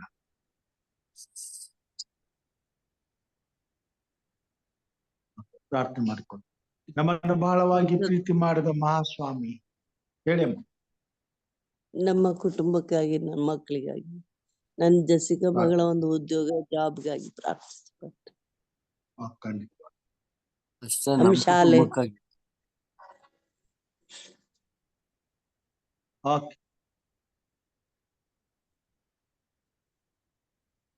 ದೇವಿದ ಕುಟುಂಬಕ್ಕಾಗಿ ಪ್ರಾರ್ಥನೆ ಮಾಡಿ. ಮಹಾನತನಾದ ಸ್ವಾಮಿ, ಈ ದಿನಕ್ಕಾಗಿ, ಪ್ರಾರ್ಥನಾ ಕೂಟಕ್ಕಾಗಿ ಸ್ತೋತ್ರ, ಸಂದೇಶಕ್ಕಾಗಿ ಸ್ತೋತ್ರ, ನಿನ್ನ ಸೇವಕರಿಂದ ತಂದಂತ ಉತ್ತಮವಾದಂತ ಸಂದೇಶಕ್ಕಾಗಿ ಸ್ತೋತ್ರವನ್ನ ಸಲ್ಲಿಸ್ತೇವೆ ಸ್ವಾಮಿ. ಅಜ್ಞಾನಿಗಳಾಗಿ ನಡೆಯದೆ ಜ್ಞಾನವಂತರಾಗಿ ನಡೆಯುವಂತೆ ನಿನ್ನ ಆತ್ಮನ ಮುಖಾಂತರವಾಗಿ ನಿನ್ನ ಮಕ್ಕಳ ಜೊತೆಯಲ್ಲಿ ಮಾತಾಡೋದಕ್ಕಾಗಿ ಸ್ತೋತ್ರ ಸ್ವಾಮಿ. ತಲೆಬಾಗಿ ಬಂದಿರುವಂತೆ ನಿನ್ನ ಮಕ್ಕಳಾದ ನಮ್ಮ ನಿನ್ನ ಕೊಪ್ಪಿಸ್ತೇನೆ ಸ್ವಾಮಿ. ನಮ್ಮ ಪ್ರಾರ್ಥನೆ ವಿಜ್ಞಾಪನೆಗಳು ನಿನ್ನ ಸನ್ನಿಧಾನಕ್ಕೆ ಮುಟ್ಟಲಿ. ನಮ್ಮ ಕೋರಿಕೆಗಳು ಸ್ವಾಮಿ ಪರಲೋಕ ರಾಜ್ಯದಲ್ಲಿ ಎತ್ತಲ್ಪಡಲಿ. ನಿನಗೆ ಮಹಿಮೆ ಉಂಟಾಗಲಿ ಸ್ವಾಮಿ. ನಿನ್ನ ಆಶೀರ್ವಾದಗಳು ಈ ಭೂಮಿಗೆ ಇಳಿದು ಬರಲಿ. ನಿನ್ನ ಮಕ್ಕಳ ಪ್ರಾರ್ಥನೆಗೆ ಸದುತ್ತರವನ್ನು ದಯಪಾಲಿಸಿ ಈ ಭೂಮಿಯ ಮೇಲೆ ನಿನ್ನ ಮಕ್ಕಳು ಸಂತುಷ್ಟಿ, ಸಮಾಧಾನ, ಸಂತೃಪ್ತಿ, ನೆಮ್ಮದಿಯಿಂದ ನಿನ್ನನ್ನು ಕೊಂಡಾಡುವಂತಾಗಲಿ. ತಲೆಬಾಗಿ ಬಂದಿರುವಂತೆ ನಿನ್ನ ಪ್ರಿಯವಾದವ್ರನ್ನ ಆಶ್ವಾಸ ಸ್ವಾಮಿ. ವಿಶೇಷವಾಗಿ ಸ್ವಾಮಿ ಲೋಕೇಶ್ ಅಂಕಲ್ ಅವ್ರನ್ನ ಆಶ್ವಾಸ, ಅವ್ರ ಕುಟುಂಬ ಮಕ್ಕಳನ್ನ ಆಶ್ವಾಸು, ಅವ್ರ ಮೊಮ್ಮಕ್ಕಳನ್ನ ಆಶ್ವಾಸ. ಅವ್ರಿಗೆ ಬೇಕಾದ ಆರೋಗ್ಯ ಕೊಡು, ಬಲ ಕೊಡು, ಸಮಾಧಾನ ಕೊಡು, ಸುರಕ್ಷಿತ ಕೊಡು, ಸುಕ್ಷೇಮ ಕೊಡು. ನೆಮ್ಮದಿಯಿಂದ ನಿನ್ನ ಆರಾಸುವಂತೆ ಬೇಕಾದಂತ ಆರೋಗ್ಯವನ್ನ ದಯಪಾಲಿಸ್ಕೊಡು ಸ್ವಾಮಿ. ಕುಟುಂಬದಲ್ಲಿ ಶಾಂತಿ ಸಮಾಧಾನವನ್ನು ಕೊಡೋರು, ಮಗನ ಮೊಮ್ಮಗನನ್ನು ಆಶ್ವಾಸು ಸ್ವಾಮಿ. ನಿನ್ನ ಕೃಪೆಯ ಮಗನ ಮೇಲೆ ಇಲ್ಲಿ ಸ್ವಾಮಿ ಆರೋಗ್ಯ ಕೊಡು, ಬಲ ಕೊಡು, ಸಮಾಧಾನ ಕೊಡು. ಉತ್ತಮವಾದಂತ ಜ್ಞಾನ ವಿವೇಕದಿಂದ ಬೆಳೆಸು ಸ್ವಾಮಿ. ನಿನ್ನ ಪರಿಶುದ್ಧವಾದ ಹಸ್ತದ ಪರಾಂಬರಿಕೆಯನ್ನು ಕೊಟ್ಟು ನೀತಿಯ ಮಾರ್ಗದಲ್ಲಿ ಬೆಳೆಸಿ ಅಭಿವೃದ್ಧಿಪಡಿಸಿ ಕುಟುಂಬದಲ್ಲಿ ಶಾಂತಿ ಸಮಾಧಾನಗಳನ್ನ, ನೆಮ್ಮದಿಯನ್ನು ಅನುಭವಿಸುವಂತ ಕಾರ್ಯ ಮಾಡು. ಎಲ್ಲಾ ಸದಸ್ಯರ ಸಂಗಡ ನೀನು ಸ್ವಾಮಿ. ವಿಶೇಷವಾಗಿ ಕರ್ತನೆ, ಈ ಬೆಳಗಿನ ಜಾವದಲ್ಲಿ ಹಿರಿಯರ ಅಂತ ಈವಲಿ ನಮ್ಮವ್ರಿಗೂ ಪ್ರಾರ್ಥನೆ. ಅವರ ಕುಟುಂಬ ಮಕ್ಕಳನ್ನ ಆಶ್ವಾಸು ಸ್ವಾಮಿ. ಆರೋಗ್ಯ ಕೊಡು, ಬಲ ಕೊಡು, ಸಮಾಧಾನ ಕೊಡು. ಮಾಡುವಂತ ಸೇವೆ ಕೆಲಸಗಾರಗಳಲ್ಲಿ ರೋಗಣ ಬಣ್ಣಗಳನ್ನ ಕಾಯ್ದು ಕಾಪಾಡು. ಸದಾಕಾಲ ಸಂತೋಷ, ಸಮಾಧಾನ, ನೆಮ್ಮದಿ, ತೃಪ್ತಿಯಿಂದ ನಿನ್ನ ಆರಾಧಿಸುವಂತೆ ಸಹಾಯ ಮಾಡು. ನಿನ್ನ ಸೇವೆಯಲ್ಲಿ ಉಪಯೋಗಿಸಲ್ಪಡುವಂತ ಕೃಪೆ ಯೇಸುವಾಗಿ ಸ್ವಾಮಿ ಸಹೋದರಿ ರಾಜೇಶ್ವರಿಗೋಸ್ಕರ ಪ್ರಾರ್ಥನೆ ಸ್ವಾಮಿ ಅವ್ರನ್ನ ಬಲಪಡಿಸು, ಆಧರಿಸು, ಪರಾಮರಿಸು. ನಂಬಿಕೆಯಲ್ಲಿ ನೀನು ಹೆಚ್ಚಿನ ಆತ್ಮನ ಬಲದಿಂದ ಜೀವಿಸುವಂತ ಕಾರ್ಯ ಮಾಡು. ಸಣ್ಣ ಮಗಳ ಜೀವಿತಕ್ಕಾಗಿ ಪ್ರಾರ್ಥಿಸುವಾಗ, ಮಗಳಿಗಾಗಿ ಸ್ವಾಮಿ ಹಂಬಲಿಸುವಾಗ, ಮಗಳಿಗೆ ಬೇಕಾದಂತ ಒಳ್ಳೆಯ ಕೆಲಸವನ್ನು ದಯಪಾಲಿಸಿಕೊಡು. ನಿನಗೆ ಅಸಾಧ್ಯವಾದದ್ದು ಯಾವುದೂ ಇಲ್ಲ. ನಿನ್ನ ಮಕ್ಕಳ ಪ್ರಾರ್ಥನೆ ಲಾಲಿಸಿ ಸದುತ್ತರವನ್ನು ಕೊಡುವಂತ ದೇವರು ನೀನು. ಆ ಮಗಳಿಗೆ ಕೃಪೆಯನ್ನು ತೋರು ಸ್ವಾಮಿ. ಆ ಮಗಳ ಭವಿಷ್ಯಕ್ಕೆ ಆಧಾರವಾಗು. ಉತ್ತಮವಾದಂತ ಕೆಲಸವನ್ನು ಕೊಟ್ಟ ಮಗಳ ಭವಿಷ್ಯ ಉಜ್ವಲವಾಗುವಂತೆ ಸಹಾಯ ಮಾಡು. ಆ ಮಗಳ ವಿಷಯದಲ್ಲಿ ಯಾವ ಚಿಂತೆ ಇಲ್ಲದಂತೆ ತಂದೆ ತಾಯಿಗಳು ನೆಮ್ಮದಿಯಿಂದ ನಿನ್ನನ್ನು ಆರಾಧಿಸುವಂತೆ ಸಹಾಯ ಮಾಡು. ಕುಟುಂಬದ ಸದಸ್ಯರು ನಮ್ಮ ಮಕ್ಕಳನ್ನು ಆಶ್ವಸಿಸು, ಅವರ ಕೊರತೆಗೆ ನೀಗಿಸು, ಸಮಸ್ಯೆಗಳನ್ನು ದೂರ ಮಾಡು, ಸುರಕ್ಷಿತ ಹಸ್ತದ ಪರಾಮರಿಕೆಯನ್ನು ಕೊಡು. ನೆಮ್ಮದಿ, ಸಂತೋಷ, ಸಮಾಧಾನಗಳಿಂದ ನಿಮಗೆ ಸ್ತೋತ್ರ ಹೇಳುವಂತೆ ಕಾರ್ಯ ಮಾಡು ಸ್ವಾಮಿ. ಯೇಸು ಸ್ವಾಮಿ ಬೆಳಗಿನ ಜಾವದಲ್ಲಿ ಕರ್ತನೆ ಸಹೋದರಿ ಡೇವಿಡ್ ಅವ್ರಿಗೋಸ್ಕರ, ಅವ್ರ ಕುಟುಂಬಕ್ಕೋಸ್ಕರ ಪ್ರಾರ್ಥನೆ, ಮಕ್ಕಳಿಗಾಗಿ ಪ್ರಾರ್ಥನೆ ಸ್ವಾಮಿ. ನೀನು ಅವ್ರನ್ನ ಪರಾಮರಿಸು, ಅವ್ರಿಗೆ ಆರೋಗ್ಯ ಕೊಡು, ಬಲ ಕೊಡು, ಸಮಾಧಾನ ಕೊಡು, ನೆಮ್ಮದಿ ಕೊಡು, ತೃಪ್ತಿ ಕೊಡು. ನಿನ್ನ ಸೇವೆಯ ಆಸಕ್ತಿಯನ್ನು, ಭಕ್ತಿ ವೃದ್ಧಿಯನ್ನು, ಪರಿಶುದ್ಧತೆ ಜೀವಿತವನ್ನು ಕೊಡು. ಆತ್ಮಿಕ ವರಗಳಿಂದ ತುಂಬಿಸು, ಜ್ಞಾನ ವಿವೇಕಗಳನ್ನು ಅನುಗ್ರಹಿಸು. ಪರಿಶುದ್ಧವಾದಂತ ದೇವರ ವಾಕ್ಯದ ಬಲವನ್ನು ಕೊಡು ಸ್ವಾಮಿ. ನಿನ್ನ ಆತ್ಮೀಯ ಆಶೀರ್ವಾದಗಳಿಂದ ತುಂಬಿಸಲ್ಪಟ್ಟವರಾಗಿ ಯಾವುದೇ ಕೊರತೆ ಇಲ್ಲದೆ ನಾವಿರುವಂತಹ ಸ್ಥಳದಲ್ಲಿ, ಆ ಪ್ರಾಂತ್ಯದಲ್ಲಿ ನಿನ್ನ ವಾಕ್ಯದ ಬೆಳಕನ್ನ ಪ್ರಕಾಶಿಸುವಂತೆ, ಪ್ರಚುರಪಡಿಸುವಂತೆ, ವಿಶೇಷವಾಗಿ ಸಬ್ಬತ್ತಿನ ಆಶೀರ್ವಾದವನ್ನು ಎತ್ತಿ ಹಿಡಿಯುವಂತೆ ಆ ಕುಟುಂಬದಲ್ಲಿ ನೀನು ವಿಶೇಷವಾದ ಬಲವನ್ನು ಕೊಡು ಸ್ವಾಮಿ. ಆತ್ಮನ ಬಲದಿಂದ ಅಭಿಷೇಕಿಸು. ನಿನ್ನ ಸೇವಿಲ ಮಗನನ್ನು ಒಪ್ಪಿಸು. ಮುಟ್ಟುವಂತೆ ಎಲ್ಲ ಕೆಲಸ ಕಾರ್ಯಗಳನ್ನು ಆಶೀರ್ವದಿಸಿ ಅಭಿವೃದ್ಧಿ ಪಡಿಸು ಸ್ವಾಮಿ. ನಿನ್ನ ನಾಮದ ಘನತೆಗೋಸ್ಕರ ಮಗನನ್ನು ಒಪ್ಪಿಸು ಸ್ವಾಮಿ.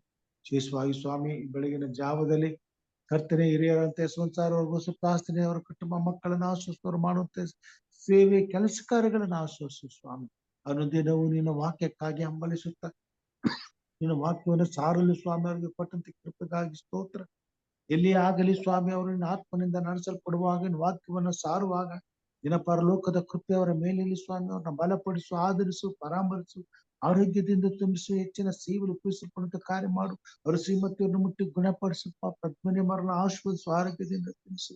ಮಕ್ಕಳ ಕೆಲಸ ಕಾರ್ಯಗಳನ್ನ, ರೋಗಣ ಬಣ್ಣಗಳನ್ನ ಆಶ್ವಾಸು, ಸೊಸೆಯಂದ್ರನ್ನ ಮೊಮ್ಮಕ್ಕಳನ್ನ ಆಶ್ವಾಸು, ಆರೋಗ್ಯದಿಂದ ತುಂಬಿಸು. ಎಲ್ಲಾ ಕೆಲಸಗಳ ಜಯವನ್ನು ಶುಭವನ್ನು ಕೊಡು ಸ್ವಾಮಿ. ಅವ್ರಿಗಾಗಿರುವಂತ ಅನ್ಯಾಯವನ್ನ ಸರಿಪಡಿಸು.